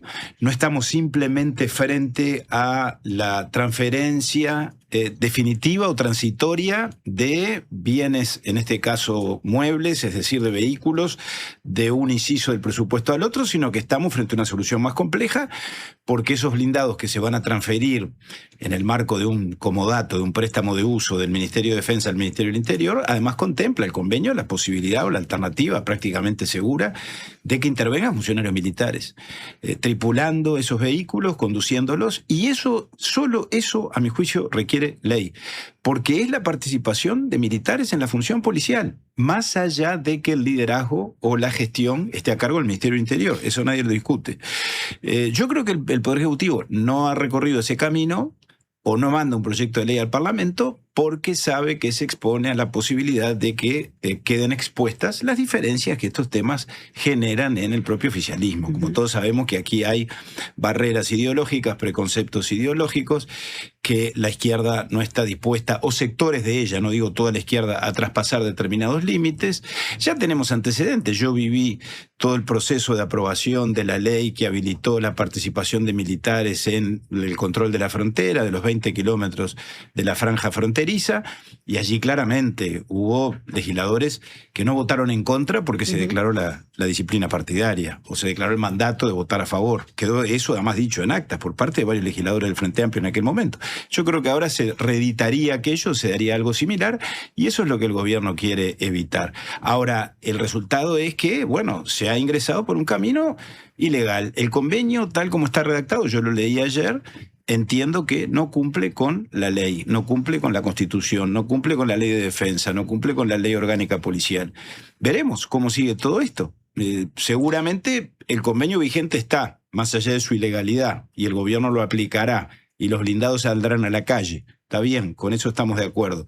Ahora, creo que hay que ser muy cuidadoso en cuanto a cumplir con la legalidad, cumplir con lo que el ordenamiento constitucional sostiene. Son cosas que no nos podemos saltear simplemente por razones de carácter político. Abdala, me surge consultarle, primero que nada, ¿qué van a hacer al respecto si entienden que hay una ilegalidad? Eso por un lado. Por otro lado, ¿hay de alguna forma una intención de exponer al oficialismo a que discuta esto y se muestren las diferencias? No, nosotros no tenemos ninguna intención de esa especie. Nosotros tenemos la intención simplemente de que las cosas se hagan bien. Y por eso decimos lo que decimos, y por eso desde la oposición cumplimos con nuestra labor, que entre ellas está la del cumplimiento de la ley. La oposición está precisamente para controlar que el Poder Ejecutivo, en este tema como en todos los demás, actúe en el marco del derecho. Y por eso lo señalamos. ¿Cuál es la consecuencia política que esto puede tener? Y bueno, el gobierno al final nos termina embretando también a nosotros, porque ¿qué vamos a hacer? ¿Una interpelación al ministro? No creo. ¿Convocarlo nuevamente a comisión? Hace pocos días estuvo en la comisión y allí fue donde catapultó, desencadenó toda esta discusión, porque inclusive terminó este tema mencionándolo prácticamente al pasar, al término de la sesión, de manera bastante elíptica, ¿no? Abdala, sobre eso queríamos consultarle, si no estoy mal, usted estaba en esa comisión, y bueno, una de las críticas que surgía era justamente, bueno, cómo este tema, este anuncio se dejó pasar también por parte de los legisladores de la oposición. Entonces también quería consultar sobre el rol de ustedes, justamente como diputados opositores, cuando el ministro anuncia esto en la comisión. Claro, lo que pasa, ¿sabés qué es? Que yo creo que lo que el ministro hizo en esa oportunidad no le podemos llamar anuncio con relación a esto, porque hay que ver en qué circunstancias se dio, y esto no es por eludir la responsabilidad. Si puede señalarnos a nosotros una dosis de responsabilidad por no haber estado atentos cuando el ministro hizo referencia a este tema, bueno, yo la asumo, pero déjenme decir en mi defensa también que fue una cosa muy curiosa, porque el ministro, un anuncio, llamémosle, si le llamamos anuncio, o un planteo de estas características, no lo hizo en el momento que era presumible que lo hiciera. El ministro hizo una exposición inicial de 4 horas, donde no hizo la más mínima referencia al tema. El ministro expuso sobre el plan de seguridad, un plan de seguridad que conocíamos desde hacía 3 meses, que ya había sido largamente discutido, criticado, fue motivo de una interpelación. Y después de todo eso, y después de las intervenciones de todos nosotros, los legisladores de la oposición y del gobierno, al término de la sesión, cuando estábamos en el cierre de la intervención del ministro, el ministro estaba haciendo un cierre, contestando algunas preguntas, anunciando que muchas de las preguntas que habíamos hecho, y con toda razón, nosotros lo admitimos, no estaba en condiciones de responderlas en ese momento, porque además se hacía demasiado extenso y nos iba a hacer llegar, que todavía no llegó, está dentro del plazo, hasta le puso plazo él, en 10 días, una respuesta por escrito. En ese contexto, en ese momento, hizo una mención a este asunto. Y si uno lee textualmente lo que el ministro dice, tampoco allí introduce este elemento, a mi juicio determinante, de la participación de funcionarios militares en la función policial. Habla así de los blindados, de que serían transferidos, de que están trabajando en un convenio con el Ministerio de Defensa. Podríamos haber preguntado, está bien, lo admito, pero repito, también... Lo llamativo es que no lo dieron a conocer para el afuera, una cuestión de esa magnitud. Creo que por ahí... Nosotros partimos de la base y creo que hubo un error de comunicación desde todos los lugares, ¿no? De informarlo de esa manera, de la manera que lo hace el presidente, las dudas que nos surgían a todos, incluso a la oposición. Lo llamativo también era que la oposición no se hubiera plantado ese mismo día y dijera, escuchen, periodistas, población, miren que el Ministerio del Interior y Defensa pretenden patrullar barrios de Montevideo con blindados. ¿Qué vamos a hacer al respecto? Claro. O sea, creo que fue un hecho muy llamativo para todo el sistema político, cómo reaccionó. Bueno, pero en última instancia, no es por sacarme la responsabilidad, repito, yo creo que aquí hay un mal manejo del gobierno. el que trae la idea o el que plantea esta alternativa, que repito es compartible, que si va al Parlamento con toda seguridad nosotros la vamos a votar. Si este convenio en los términos en los que está concebido y redactado se le da forma de ley y va al Parlamento como una iniciativa legislativa, yo creo que estoy en condiciones de votarlo sin cambiarle una coma ni un punto. ¿Constitucionalistas? Porque yo le pregunté a uno y me dijo para patrullaje no se requiere ley. Bueno, no estoy de acuerdo. He hablado no necesariamente con constitucionalistas, pero con gente que está formada en derecho. Bueno, yo soy abogado, yo no soy un experto. Y a mí me parece que es de sentido común, además, Magdalena, porque fíjate tú que aquí de lo que estamos hablando es no simplemente de transferir un bien, repito, estamos hablando de la participación de militares. Con relación a algo que en algún sentido toca o afecta el cometido esencial de cada uno de los ministerios, que son bien distintos. El del Ministerio de Defensa es la integridad del territorio, el cuidado de la soberanía. El del Ministerio del Interior es la seguridad ciudadana, la seguridad pública. Si nosotros hemos aprobado leyes como aprobamos regularmente para habilitar la participación de los militares en la frontera, para habilitar la participación de los militares en el control perimetral de las cárceles, si cada vez que prorrogamos la participación de militares en el control perimetral de las cárceles aprobamos una ley en sentido formal y material, ¿cómo no la vamos a aprobar para una decisión de estas características? Que a texto expreso establece la participación de militares que están sometidos al estatuto militar o al estado militar, como dijo el ministro del Interior, en tareas de función policial. Yo creo que es de toda lógica, pero ante la duda, además, creo que el gobierno, sabiendo además que los votos los tiene, debería recorrer ese camino y todos estaríamos mucho más tranquilos. ¿Sería una situación similar a lo de las cárceles o la frontera? Claro, no tengo la menor duda. Que pueda trascender a gobierno de turno. Naturalmente, sí, por supuesto que sí. Bueno, pero ahí quedó planteada la discusión. Veremos cómo sigue esto, repito. Nosotros tampoco creo que esto va a derivar en una interpelación al ministro o en hacer valer la responsabilidad política, supongo. Ahora, no nos parece bien que las cosas se hagan mal cuando se pueden hacer bien, cuando se deben hacer bien. Lo vamos a seguir discutiendo con el ministro, por supuesto, no en el afán de entorpecer, de complicar, no. Por supuesto que todos tenemos que colaborar a los efectos de enfrentar un fenómeno que en el fondo también esto lo que demuestra es que el Ministerio y el Gobierno, el Ministerio del Interior, el Ministro, el Presidente de la República están advirtiendo que no están pudiendo con el combate al delito, con el combate al narcotráfico, a la delincuencia en las zonas más complejas. Yo creo que es un dato absolutamente objetivo, porque además eso se da, o por lo pronto, en esa misma instancia de la Comisión de Seguridad y Convivencia. El ministro reconoció que había más violencia letal, que se habían incrementado los homicidios, que se habían incrementado los casos de heridos con armas de fuego. Bueno, evidentemente ese es el proceso en el que estamos inmersos y no debemos distraernos de analizar ese proceso tan complejo que creo que a todos nos preocupa y nos debe preocupar mucho. Usted fue subsecretario del Interior e imagino que, bueno, con los nuevos programas que tenía el ShotSpotter, creo que era que detectaba zonas de balaceras y demás, ¿cómo se seguía el tema del ingreso a barrios complejos donde, por ejemplo, estos programas detectaban balaceras en horas de la noche, donde los patrulleros muchas veces eran atacados? ¿En algún momento se pensó tomar esta medida? No específicamente porque no se dieron las circunstancias, pero no por ningún otro tipo de preconcepto, y porque además se recorrió un camino muy virtuoso de fortalecer la Guardia Republicana. Se incorporaron, hablando de blindados, 4 blindados en el periodo pasado en la Guardia Republicana. Hubo un desarrollo y un despliegue territorial de la Guardia muy importante, sobre todo en el interior del país, en el norte del país, al norte del Río Negro, por ejemplo, estableciendo nuevas bases en Tacuarembó, en Bella Unión. Hubo un despliegue territorial y un fortalecimiento de la policía en todos sus estamentos y muy particularmente en la policía militar, llamémosle así, que es la Guardia Republicana, que se le equipó mejor, que se incorporó nuevo armamento. O sea, ese fue el camino que se siguió.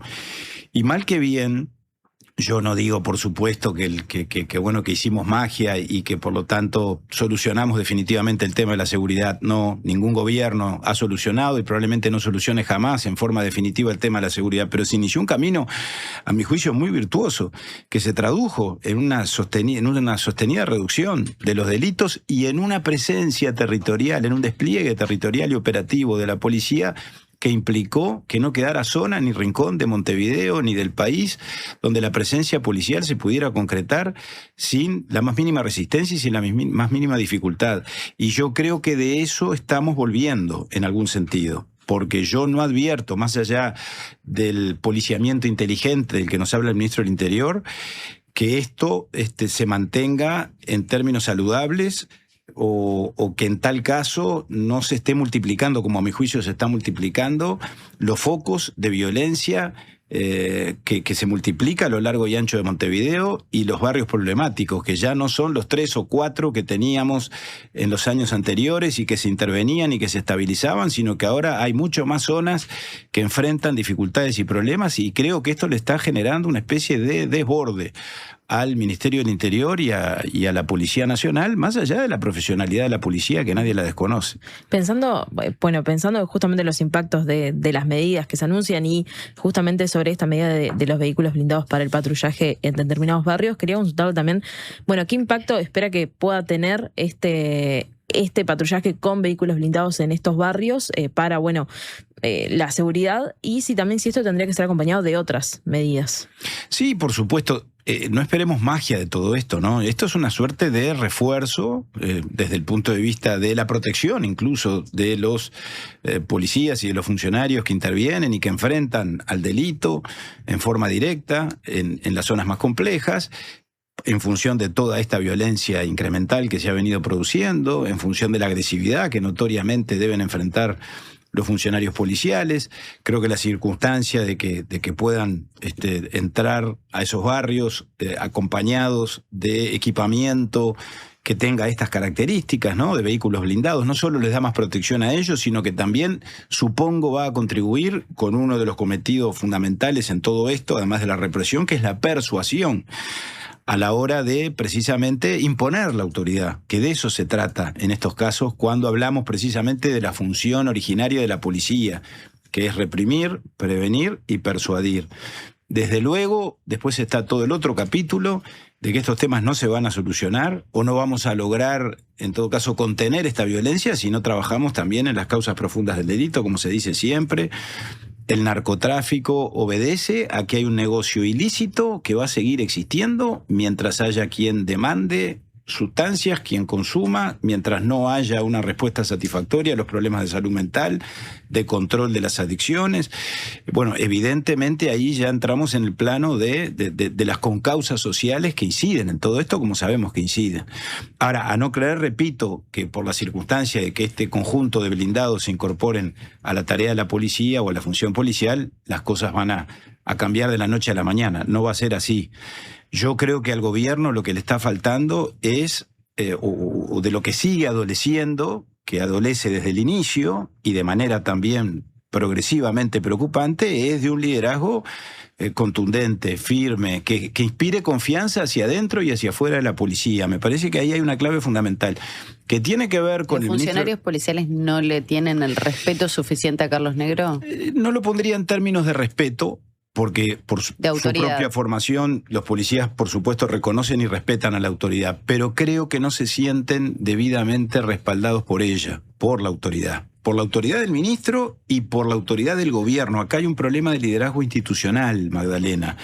Yo lo que advierto es que el ministro no parece ser el mejor conductor de la policía en términos de definir el liderazgo más apropiado o el que en estos casos se requiere, porque creo que además, más allá de que el ministro Negro es una persona de bien, yo tengo un buen concepto personal de él, evidentemente como ministro se ha tenido que ir construyendo sobre la marcha, porque es un hombre que ingresó a la política ya como ministro del Interior, fue el último nombre que se conoció del gabinete del presidente Orsi, porque prácticamente se llegó a él por descarte. Y por eso mismo, como tuvo que asumir prácticamente sin haber definido un plan o una estrategia, porque no tuvo ni siquiera tiempo para eso, entonces para ganar tiempo le anunció al país que empezaba a trabajar en un plan para el 2026 como efectivamente ocurrió, y todo fue eso, a mi juicio, una gran entelequia, un gran artilugio que se construyó, porque el plan terminó siendo lo que es decir, la nada misma. Yo creo que es una cáscara vacía, lo he dicho así con mucho respeto, pero además creo que hay problemas de liderazgo institucional en el gobierno. Hay una injerencia de la presidencia de la República, no del presidente, de la presidencia, en la conducción del Ministerio del Interior, que a mi juicio es nociva y preocupante. Pensando un poco en quienes integran, por lo menos algunos sectores dentro del Ministerio del Interior. Por ejemplo, Diego Sanjurjo. Diego Sanjurjo, Partido Colorado, estuvo en el periodo anterior, imagino que usted trabajó en conjunto con él cuando fue subsecretario. Integra la coalición republicana también. ¿Han hablado con él? ¿Le han hecho consultas? ¿Hay un diálogo fluido? ¿Se le da toda esta perspectiva que se tiene sobre el funcionamiento del Ministerio del Interior, de la policía en particular, de las autoridades, de las decisiones que se toman? A ver, ¿cómo es? Yo por Diego Sanjurjo, como por Emiliano Rogido, como por Ana Viña, que son técnicos que en algún sentido también tuvieron cierta participación o algún grado de participación en el periodo pasado, o bien elaborando trabajos de consultoría, o bien en una relación más estable de asesoramiento, como fue el caso de Diego. Tengo de ellos un excelente concepto como los especialistas en materia de criminología y en materia de seguridad, que sin ninguna duda son, y que actúan con enorme honestidad intelectual. Eso está fuera de discusión. Ahora, no corresponde en esta etapa, en el rol que cada uno de nosotros está cumpliendo, ellos como técnicos que asesoran a este gobierno y nosotros como representantes de la oposición, que hablemos con ellos de nada, porque creo que además los comprometeríamos en la función que ellos están cumpliendo, como Se lo asesores. consulto, pues, Sanjurjo, por ejemplo, fue quien acompañó al ministro a la interpelación. Sí. O sea, se elaboró un plan de seguridad, imagino que se tienen en consideración, y si no estuviera de acuerdo Sanjurjo, se daría media vuelta y se iría. Yo con esto no comparto, acá hay una improvisación, yo de esta manera no quiero trabajar, y no es lo que viene ocurriendo en definitiva. En todo caso, esa pregunta hay que trasladársela a Diego Sanjurjo. Yo no critico que el ministro haya confiado, es más, creo que es un acierto del ministro haber confiado en estos técnicos, porque sin duda estoy seguro que le aportan elementos positivos. Yo creo que el aporte igual de la que Rogido academia... en el periodo anterior, incorporando académicos. No tengo duda, el aporte de la academia es esencial en todo esto. Por supuesto que esto es cada vez más profesional, y por lo tanto la mirada académica es absolutamente imprescindible. Con eso solo la alcanza, la respuesta tiene que ser esencialmente política, y ahí es donde en tal caso entramos nosotros a cumplir la tarea que nos corresponde cumplir, y desde luego ingresamos en una dialéctica con el ministro como corresponde, que es la dialéctica entre el gobierno y la oposición, que bueno, que tiene en cada caso las características que tiene. De una muy buena relación personal como la que tengo yo, y digo, lo pongo en términos personales porque quien está hablando aquí soy yo y puedo transmitir mi propia experiencia con el ministro del Interior, con la subsecretaria Valverde también, pero eso no quiere decir que, naturalmente, que no tengamos diferencias y que no las marquemos y que no las dirimamos como tenemos que dirimirlas, porque para eso vivimos en democracia. Abdala, ya tenemos que hacer la pausa. Para pasar en limpio, entonces, ustedes sostienen que esta decisión o este convenio que se hace entre ministerios es ilegal, y hasta ahí lo van a denunciar. No se van a adoptar medidas, no se va a hacer convocatoria nuevamente de autoridades, ¿sí? Vamos a insistir en que esto debe formalizarse y resolverse adecuadamente, que adecuadamente resuelto no está. Es decir, nosotros vamos a insistir en que es indispensable promover una ley.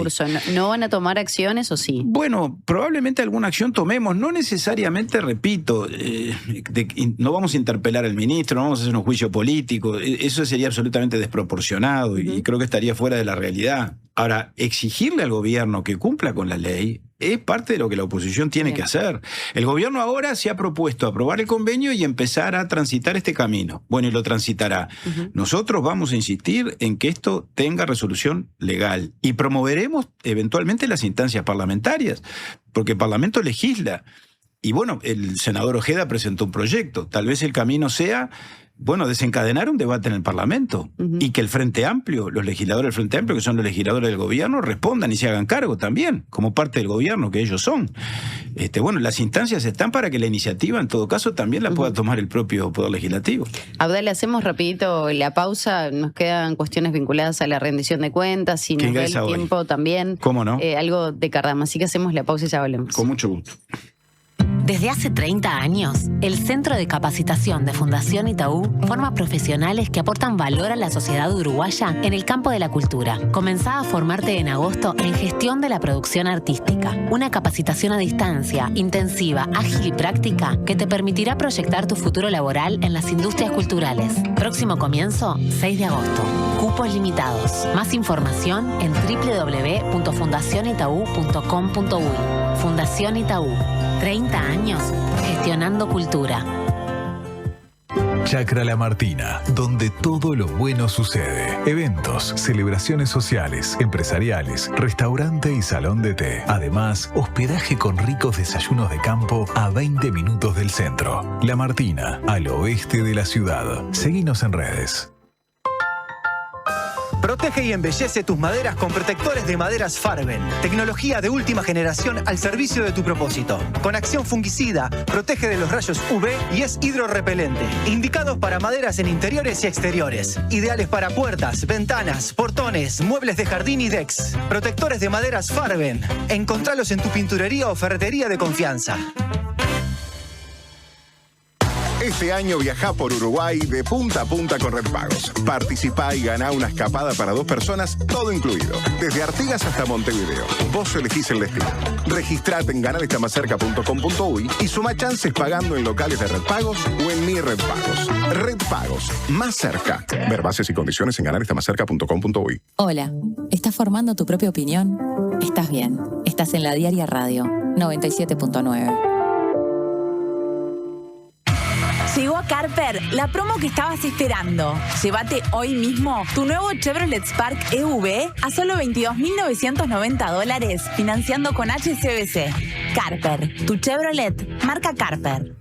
En Alcance Servicio de Compañía cumplimos 30 años cuidándote. Sumate vos también a la tranquilidad de contar con Alcance. Afilíate ahora con 3 meses gratis y 12 meses con un 50% de descuento llamando al 0800-2902. Alcance 30 años. Amamos cuidarte. Llegó el yogur.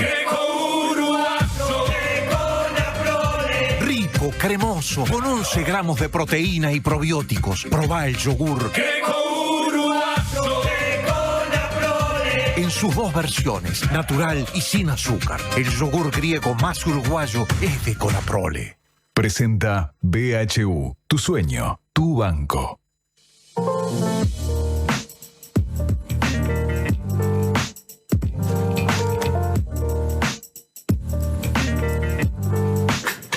Ocho de la mañana con 27 minutos. Ya tenemos algo más de sol, está más claro aquí en Montevideo, aunque con mucha niebla, la visibilidad es bastante baja. Pero quedaban muchos temas pendientes para dialogar con Abdala. Entre ellos, la rendición de cuentas que ingresa en esta jornada. Vencía hoy el plazo. Se anunciaron algunas modificaciones, o por lo menos transferencias, reasignaciones, entre otras que el gobierno quitará $10 millones a colonización y 5 millones en viajes y protocolo. Y así, educación va a recibir la mayor cantidad de esa quita. También se habilitó para el UDELAR, para el UTEC. ¿Cómo se viene analizando esta información que trascendió las últimas horas, Abdala? Empiezo por un punto que extraigo de la introducción que tú hacías en cuanto al tema colonización. Si eso llegara a confirmarse, creo que va a tener una repercusión capaz que un poco simbólica, pero bastante sustantiva también. Por María Dolores. Realmente, no solo por María Dolores, por todo el discurso al que hemos asistido durante el proceso de María Dolores, en cuanto a que, bueno, el gobierno de la coalición, el nuestro, le quitaba recursos a colonización, no le daba prioridad, no creía en el instrumento de colonizar las tierras y que el Estado interviniera en eso. Y resulta que ahora el propio Frente Amplio, que se supone, ha nacido como una fuerza hace tantos años, en el año 71, con entre otros objetivos para combatir el latifundio, y utilizar colonización como el mecanismo para poblar la campaña, resulta que le quita en un gobierno de izquierda y en un gobierno encabezado por el Frente Amplio $10 millones a colonización. Vamos a ver si esto se confirma y quiero ver si mis colegas del Frente Amplio levantan la mano para que eso finalmente se concrete. Es muy llamativo, ¿no? Pero bueno, lo señalo en todo caso como como un aspecto o una anotación al margen. Igualmente, solo para agregar, también el presidente de colonización dijo que no iba a impactar tanto en lo que es la compra de tierras. Claro, cuando esas medidas las adoptan gobiernos de otro signo, entonces es porque realmente no tenemos sensibilidad, no estamos dispuestos a fomentar el afincamiento en la campaña. Ahora, cuando lo hace el gobierno del Frente Amplio, no va a afectar mucho. No, yo creo que eso no es ni siquiera éticamente sostenible. Vamos a ponernos de acuerdo y a ser honestos, y sobre todo cuando estamos gobernando y ejerciendo el Poder Ejecutivo. Ahora, yendo a los temas más estructurales, nosotros vamos a esperar la rendición que se presenta hoy, vamos a analizar los números. Nos preocupa mucho los mensajes que el gobierno está dando en cuanto a que, advierto, la propuesta económica no aparece como muy creíble, por lo menos en el inicio de esta discusión. Está claro que el plan económico se ha derrumbado. Todos los supuestos sobre los cuales se afincó, se asentó el presupuesto nacional el año pasado, bueno, han quedado absolutamente superados por los hechos, ¿no? Las proyecciones de crecimiento que O'Donnell nos trajo, que nosotros mismos, sin ser economistas, que no lo somos, le decíamos y leíamos a otros analistas económicos, sí, que decían lo mismo, de que eran supuestos absolutamente optimistas o exagerados. Bueno, los hechos confirmaron efectivamente eso. El país no creció a las tasas que el gobierno proyectó, ni en el 2025, ni va a ocurrir en el 2026, el gobierno ya lo está admitiendo. Ahora, lo que no entendemos es cómo el gobierno ahora va a reformular el plan económico, confirmando las metas fiscales, diciendo que el objetivo fiscal sigue siendo el mismo, con un crecimiento sensiblemente menor y manteniendo el mismo gasto o aún aumentándolo. Porque está esto de las transferencias a la infancia, que nos parece muy bien, por supuesto, no nos vamos a oponer, de 31 millones de dólares según se dice, que no sería por la vía de la reasignación, sería por la vía del incremento del gasto. Ahora, quiero ver realmente si ese incremento del gasto después no se compensa con otros recortes de otros objetos de gasto, o por el diferimiento de otros gastos comprometidos. Y no lo sé, por eso es lo que tenemos que ver. ¿Pero tiene alguna sospecha de dónde podría ser? Bueno, tú acabas de mencionar algunas posibles fuentes de recursos, entre ellas los recursos de colonización. Bueno, que se recorten viajes, está muy bien. Tenemos que ver realmente qué rendimiento puede tener eso o no. Magia en esto no hay, porque además de los 31 millones de dólares para la infancia, se nos dice que va a haber reasignaciones para seguridad, para atender la situación de calle y para la educación. Primero se habló del empleo, después se dejó de hablar del empleo y se habla de la educación. Ahora, tienen que ser reasignaciones de gran magnitud. Reasignaciones hay en todas las leyes presupuestales o de rendición de cuentas. Ahora, son más bien marginales o son créditos que pasan de un objeto de gasto a otro, de un inciso a otro, de un programa a otro, pero no cambian la estructura del presupuesto. Aquí lo que se plantea da la sensación de que va a haber una apertura del presupuesto y prácticamente que estamos asistiendo a un presupuesto nuevo. Ya el presupuesto deja de ser quinquenal para, en los hechos, bueno, estamos asistiendo a la construcción de una propuesta presupuestal anual, porque este presupuesto, por lo visto, ya no va a tener nada que ver. O sea, en los números de la macroeconomía está confirmado. Y en las asignaciones presupuestales parece que también, que va a haber una propuesta totalmente distinta de la que se aprobó el año pasado. Hablando del tema seguridad que conversábamos recién, se supone que el ministro va a tener que financiar incorporación de tecnología, nuevas cámaras del sistema de videovigilancia, el ShotSpotter que tú decías, que se supone que se va a ampliar, nuevos dispositivos tecnológicos, el ministro ha hablado de arcos digitales, bueno, de drones. Perfecto. Más vacantes, porque sigue pendiente el cumplimiento de las 2.000 vacantes, que se crearon 1.000 en el presupuesto. Ahora hablan de 300, pero en realidad anunciaron 2.000. Tienen un saldo de 1.000 que no han cumplido. Las encuestas de victimización, que en algún momento el ministro dijo que se iban a financiar ahora en la rendición de cuentas, que se habían discontinuado el año pasado. Todo eso es mucho dinero. ¿De dónde va a salir? ¿O qué van a recortar? Entonces estaba mal hecho el presupuesto, porque el año pasado se asignaron recursos a planes y a programas que en realidad o no se ejecutaron o no eran prioritarios. ¿La preocupación pasa por ahí? Y pasa por todo eso, sin duda. Por no haber planificado de una buena forma, con una buena estrategia, cómo se iban a financiar los planes. ¿Y cuál es el temor que se tiene? El temor en el mejor sentido de la palabra, ¿no? ¿Qué sospechan que pueda suceder? ¿Que se incrementen impuestos? ¿Que se quiera imponer alguna cuestión impositiva a la ciudadanía? Bueno, que en todo caso... Se lo consulto porque además creo que, al igual que pasó en el periodo pasado con la pandemia, que nadie se esperaba, que prácticamente se congelara la economía, o gran parte de la economía, que nada funcionara, excepto algunas cuestiones puntuales, también hubo una realidad, un incremento del petróleo y demás a partir de lo que está sucediendo allí en el estrecho de Hormuz. Sí, sí. La consulta es, ¿se tiene en consideración eso? Yo Porque creo que hace sí. un año o un poco más de un año no estaban los planes que sucediera esta cuestión, como tampoco estaba la pandemia en el periodo pasado. Yo creo que se tiene en consideración todo. Ahora, el factor petróleo, la prima de guerra, como se conoce comúnmente en estos casos en cuanto a la cotización del petróleo, es decir, la incidencia de la situación de beligerancia internacional que se dio en la cotización del crudo, parece ser un tema ya superado. El petróleo se ha derrumbado, ahora el gobierno está analizando, y creo que es imperioso e imperativo que lo haga, una rebaja de los combustibles. 6 Va a pesos tener la que nafta. decretarla. Ayer se conocieron los datos de la Orsea, como todos sabemos. O sea que ese factor ya es un tema superado. El gobierno, ese frente o ¿Y ahí ese no puede aspecto, cambiar algo? ¿La cuestión vinculada al crecimiento de la economía? el problema es que la economía, aún con anterioridad a este problema de la disparada del petróleo, ya estaba en problemas notorios, porque evidentemente no estaba teniendo el ritmo de crecimiento y de expansión que el gobierno proyectó. El gobierno proyectó para el año 2025, antes de la guerra de Irán, obviamente, un crecimiento de 2.6 que terminó siendo de 1.8. Proyectó para el 2026 un crecimiento de 2.2, que ahora el gobierno reconoce ya que no se va a dar, por supuesto, y nos está hablando de 1.6. Ahora, el ministro parece estar muy solo en esa proyección, porque el resto de la academia o de los analistas en general son más cautos y hablan de un crecimiento de un 1% o menos. Entonces, ahí es donde yo advierto que el planteo no parece ser consistente, parece ser más un planteo político. Yo he dicho, el ministro Donés se nos ha convertido, que es un hombre serio, que es un economista serio, pero parece que se nos ha convertido en una figura política que es 50% economista, 50% político a esta altura.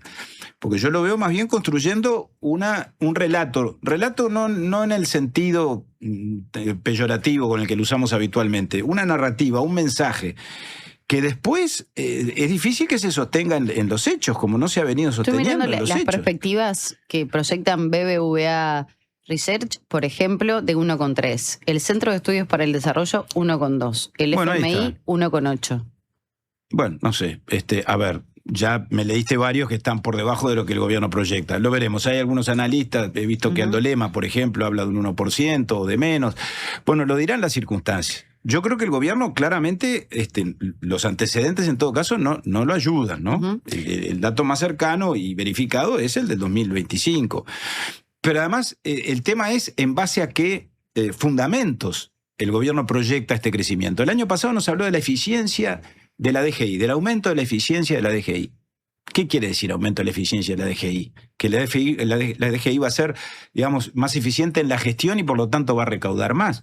Un organismo que viene en un proceso de modernización y de mejora de la gestión. ¿Cuánto se podía esperar que aumentara la recaudación?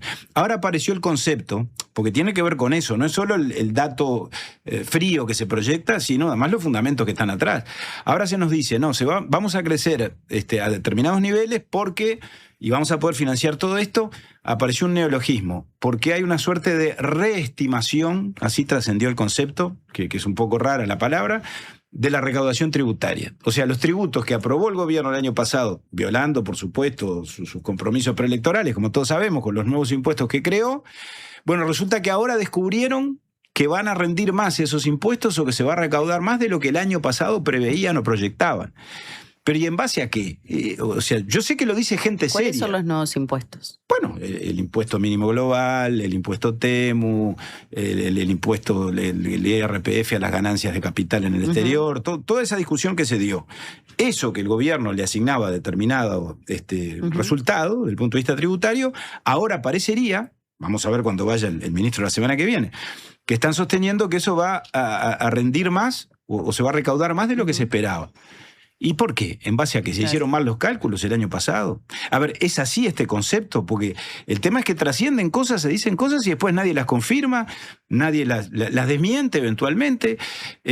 No hay un mensaje claro y a nosotros nos preocupa mucho eso. Hoy se va a reunir la agrupación parlamentaria del Partido Nacional y vamos a analizar todas esas cosas. Bueno, porque además eso... la rendición, hay un tema político, ¿no? Entra a la Cámara de Diputados sin sin votos en principio. Sí, Habrá sí. que ver si el gobierno tiene las mayorías. Sobre eso quería preguntarle, y volviendo un poco al principio, en realidad, cuando decía que, bueno, cuando hablábamos de las reasignaciones que se van a hacer, de los 31 millones de dólares para la infancia, también las reasignaciones de colonización a la educación, pero decía, bueno, habrá que ver de dónde se recorta para justamente reasignar esos recursos. Y quería consultarle si la posición de la oposición justamente va a depender, si vota el proyecto o no, de dónde se saquen esos recursos, o sea, de dónde se recorte. Y por supuesto que sí. Nosotros no conocemos hoy cuál es la propuesta o las propuestas o por dónde van las reasignaciones. Nos parece sí que el planteo inicial en tal caso es, digamos, enigmático en cuanto a que parece conducirnos a una propuesta radicalmente distinta de la que tenemos ya aprobada en la ley de presupuesto.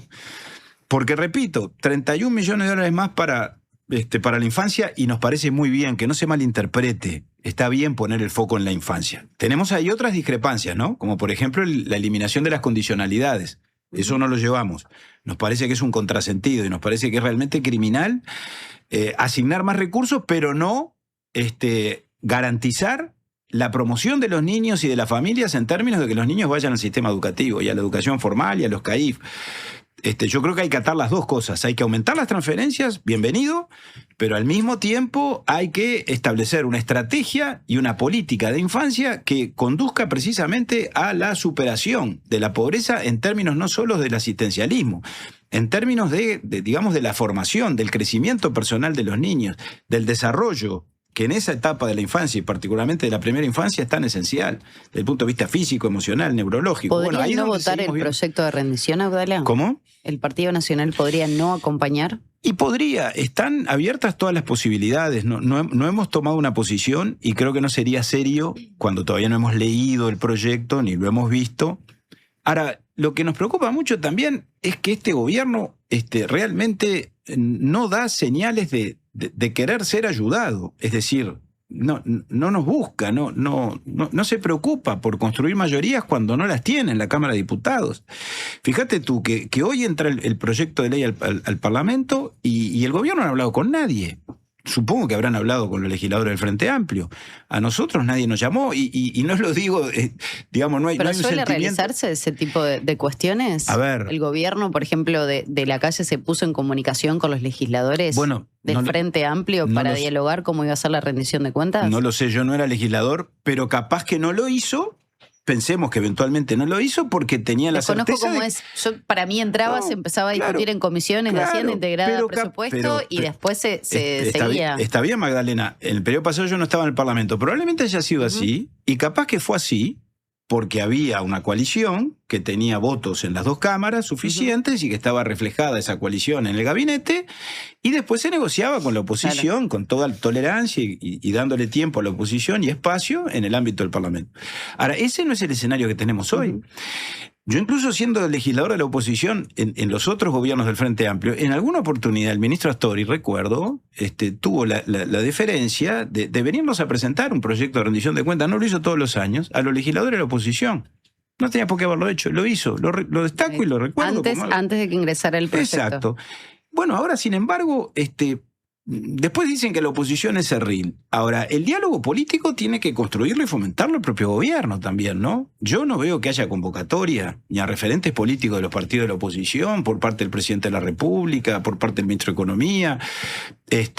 Nosotros vamos a empezar, venimos corriendo de atrás, ¿no? Porque hoy entra el proyecto y bueno, y lo vamos a leer y en los próximos días formaremos una opinión y el ministro vendrá el miércoles de la semana que viene. Entonces yo no puedo decirte hoy qué vamos a hacer, si vamos a votar o no. Tenemos enormes interrogantes y tenemos enormes discrepancias por todo lo que dije antes. Discrepancias que quedaron expuestas días atrás en la interpelación que se desarrolló en el Senado, que tiene que ver con toda esta discusión, obviamente. Me quedó la duda cuando decía el gobierno no quiere nuestra ayuda o nuestra colaboración. ¿Es porque entiende que se está equivocando en el rumbo? ¿O porque no quiere generar esos puentes de diálogo para que se apruebe el proyecto de rendición? Yo quiero ser muy... Me quedó la duda por ahí, si era por un lado o por el otro. Es pertinente la duda, y yo quiero ser muy respetuoso, pero a mí me parece que hay un grado de improvisación muy grande, por un lado, de que se va actuando como a tientas y a ciegas, ¿verdad? No hay un plan y una estrategia definida, calendarizada, definida por etapas, con metas claras y objetivos claros. No lo veo, se va construyendo sobre la marcha. Y en ese contexto también lo que hay son sensibilidades y objetivos e ideas y propuestas distintas dentro del propio elenco de gobierno. Bien. Fíjate tú que con relación, un tema que quedó expuesto, con relación a una supuesta fuente de financiamiento de los nuevos gastos o de las reasignaciones, se habla de la eliminación de las exoneraciones a la importación de vehículos eléctricos. Sí. ¿No? Bueno, eso todos vimos, porque quedó expuesto, que dio lugar a un debate público entre dos ministros. El ministro de Economía o el Ministerio de Economía y la ministra de Industria. Bueno, ahí tenemos más que un indicio, una prueba de lo que yo estoy diciendo. Bueno, eso se habrá laudado o dirimido de determinada manera. Entonces, supongo que el gobierno se desgasta o se le va el tiempo y se le van la capacidad y el esfuerzo en dirimir lo que internamente tiene que dirimir, que no ha de ser sencillo. Y esto en todo caso lo digo en términos de interpretar al gobierno, pero claro, la consecuencia es que después no tienen los votos en la Cámara de Diputados, por lo menos en el arranque, ¿no? Abdala, le queremos agradecer, quedaron temas pendientes. Como siempre, a veces nos enroscamos Vengo con mañana. con alguno puntualmente, pero bueno, siempre es interesante poder, conocer la postura de cada una de las bancadas también, ¿no? Respecto sobre todo a esta rendición de cuentas, respecto al tema vehículos blindados, que ha sido un tema de agenda sin lugar a dudas. Muchas gracias. Muchas gracias a ustedes por invitarme, ha sido un placer. Hacemos la pausa, pasó por aquí el diputado nacionalista Pablo Abdala, al regreso ya estamos con Antonio. Presentó BHU, tu sueño, tu banco. Este 2026 hay mucho en juego y por eso TCC se la juega con todo. Tenés 3 nuevas señales con los 104 partidos del Mundial, Libertadores, Sudamericana, FIBA, Ligas Europeas y más. Jugá con TCC desde 1.065 pesos por mes. Además disfruta el pack América y el Mundo con señales argentinas. Informate ahora llamando al 2410-1616 o en tcc.com.uy. TCC, todo el deporte a un precio increíble. En Habitab, resolvé todas tus gestiones. En nuestros más de 520 locales de todo el país. Y también desde nuestras aplicaciones. Más información en habitab.com.uy. ¿Vas a pintar? Confianza Color. La marca de pinturas que más crece en Brasil y en Uruguay tiene el producto indicado para vos. La calidad que necesites al precio justo. Si vas a pintar, Confianza Color. En Alcance Servicio de Compañía cumplimos 30 años cuidándote. Sumate vos también a la tranquilidad de contar con Alcance. Afilíate ahora con 3 meses gratis y 12 meses con un 50% de descuento llamando al 0800-2902. Alcance 30 años. Amamos cuidarte. La Diaria Radio, 97.9. Última oportunidad para ponerse al día con la contribución inmobiliaria en Canelones. Hasta el 30 de octubre, accedes a convenios sin multas ni recargos y hasta en 60 cuotas. Informate por el 1828 o a través de imcanelones.gov.uy. Nunca fue tan fácil ponerte al día. No pierdas esta última chance. Canelones, avanza con la gente. Esta promo te está llamando. Si tenés un plan de internet hogar de Antel, tenés 3 meses de plan premium de Disney Plus sin costo adicional para que vivas los mejores partidos, los deportes en vivo de ESPN y tus series y películas favoritas. Además, llevas un Antel Box a mitad de precio para convertir tu TV en un Smart. Pedilo ahora en antel.com.uy. Antel, el futuro lo creamos juntos. Este año viajá por Uruguay de punta a punta con Red Pagos. Participá y ganá una escapada para 2 personas, todo incluido. Desde Artigas hasta Montevideo. Vos elegís el destino. Registrate en ganalestamascerca.com.uy y suma chances pagando en locales de Red Pagos o en Mi Red Pagos. Red Pagos, más cerca. Ver bases y condiciones en ganalestamascerca.com.uy.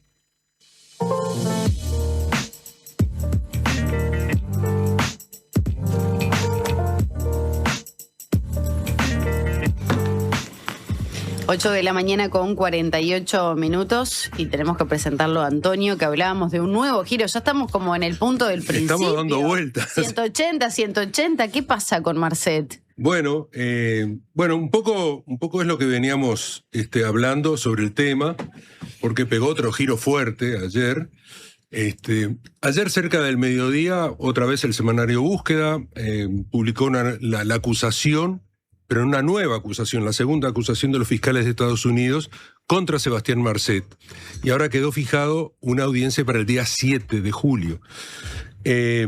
O sea, la tregua que había, que se había planteado en su momento, donde se estaba negociando, se terminó. Se terminó cuando Marcet presentó la carta, de alguna manera acusando a los fiscales que lo acusaban, valga la redundancia, acusando a la DEA, diciendo que él no se iba a hacer cargo de las cosas por las cuales lo estaban acusando.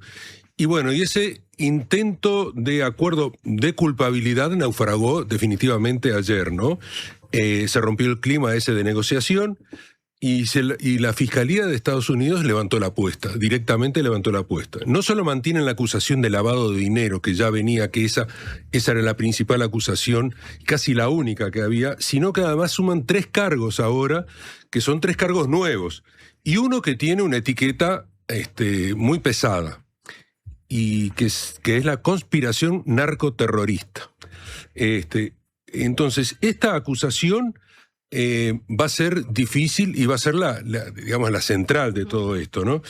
Recordemos, la carta de Marcet, que fue fechada el 17 de junio, había marcado el cambio de estrategia, habíamos hablado de eso, de que en definitiva la estrategia que estaban llevando adelante los abogados defensores de Marcet en aquel momento no era la estrategia que creía que había que llevar el abogado uruguayo Santiago Moratorio. Y al final uno veía que triunfaba la tesis de Moratorio, o sea, la estrategia de Moratorio, que era decir, no es culpable y vamos a ir al juicio.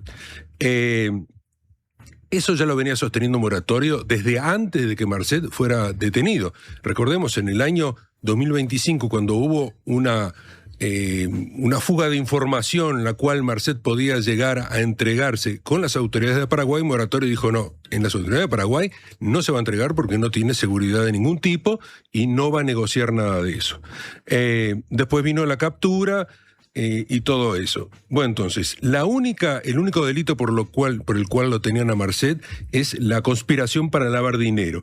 Ahora suman conspiración narcoterrorista, conspiración para poseer cocaína con intención de distribuirla en una embarcación para Estados Unidos, en un acuerdo con el cártel del Golfo, además, y lavado de dinero que se mantiene, ¿no? Entonces, ¿qué es lo que pasa? La Fiscalía de Estados Unidos está presentando ahora a Marcet no como un narco más, sino como el líder de la organización transnacional, esa que es el primer cártel uruguayo, que obtenía cocaína en Perú, Bolivia, Colombia, la movía por Brasil, por Paraguay, por Uruguay, por Bolivia. La enviaban contenedores de carga hacia Europa, eso ya está documentado, que tenía acuerdos con la 'ndrangheta italiana y con la mafia más importante de allí, incluso la de los Balcanes. Y bueno, entonces Marcet queda ligado a partir de esta acusación, ahora sí oficialmente y no por trascendidos, como que estaba jugando en la Liga Mayor del narcotráfico, del tráfico de cocaína, ¿no? Agrega un elemento que a mí me parece importante y novedoso, que es el uso logístico de embarcaciones sin bandera, es decir, embarcaciones piratas, que estaba vinculado al clan del Golfo, al cártel del Golfo de México. Hasta ahora no habíamos encontrado que Marcet tenía vinculación con los narcos mexicanos y con el cártel del clan del Golfo. Allí fue interceptado, en territorios colombianos, fue interceptada una embarcación que llevaba cocaína, en la cual se entendía que eso era también parte de la cocaína que estaba enviando Marcet. Se habla de grandes cantidades de dinero, se habla ¿cómo es? de las criptomonedas. Recordemos que el financista... Cuando decís se habla, es la justicia estadounidense. Sí. Recordemos que Federico Ezequiel Santoro, ya fue apresado, ya fue condenado. Él llegó a un acuerdo, 15 años en Estados Unidos, y es era el financista de Marcet, el que manejaba el dinero de Marcet, de alguna manera. Y el que se sospecha que lo vendió a Marcet. Y que se sospecha que lo vendió, lo conocían como el capitán. Incluso está documentado todas las comunicaciones donde le decía para dónde tenía que ir tal dinero, cómo tenía que moverse y todo eso, ¿no? Lavaron cientos millones de dólares. Estamos hablando de 20, 30 millones de dólares e incluso bastante más, incluso en la acusación contra Yanina García Troche, la mujer de Marcet, ahí está claro todo el mecanismo, porque ella tampoco no era una persona que estuviera ajena a todo esto. El tema de las criptomonedas, ¿se acuerdan que Marcet denunció que usaron las criptomonedas para... diciendo, bueno, necesitamos tener la llave de eso para llegar allí, lo estuvieron tratando de extorsionar de parte de la DEA, esa fue la denuncia que hizo Marcet, con una llamada que le hicieron a la madre de Marcet, de un teléfono al que yo llamé también y mandé mensajes, nunca me contestaron, supuestamente sería un teléfono de esos que tiene, de los tantos que puede tener la DEA, un teléfono común y corriente, no sé si sigue operativo. Entonces, eso también aparece allí, hablan de 4 millones de dólares en criptomonedas. Me parece que eso es un cambio chico, le voy a decir. Y con los movimientos. Con los movimientos de que tiene, me parece que tiene mucho más. Pero bueno, como hay varias criptomonedas, esta es la USDT, que esa es una de las tipos de criptomonedas. Pero eso va a ser decomisado seguramente si es que al final llega a ser condenado. Y después está el tema de la violencia, donde acá entra Uruguay, el uso de la violencia como herramienta de poder, le atribuyen a haber ordenado tirar la granada frente a la sede de la Dirección de Drogas en el 2020, de enviar amenazas a la fiscal de drogas, hoy fiscal subrogante Mónica Ferrero. Son todos datos surgidos de aquí, de Uruguay. Hablan de 2 homicidios de miembros de su organización, uno en 2020, otro en 2021 en Asunción. Se sospechaba que estaban complotando o colaboraban con las autoridades y él los ordenó matar. Citan una amenaza a un agente de la DEA también que le había sugerido que se entregara. Bueno, todo eso está en esta acusación fiscal. ¿El homicidio del fiscal Pecci entra también en todo esto o no? Bueno, está en el Transapí, sí, en Paraguay, del lado paraguayo. Bien. Pero la frase clave del documento, a mí me parece, es cuando se plantea esto del narcoterrorismo.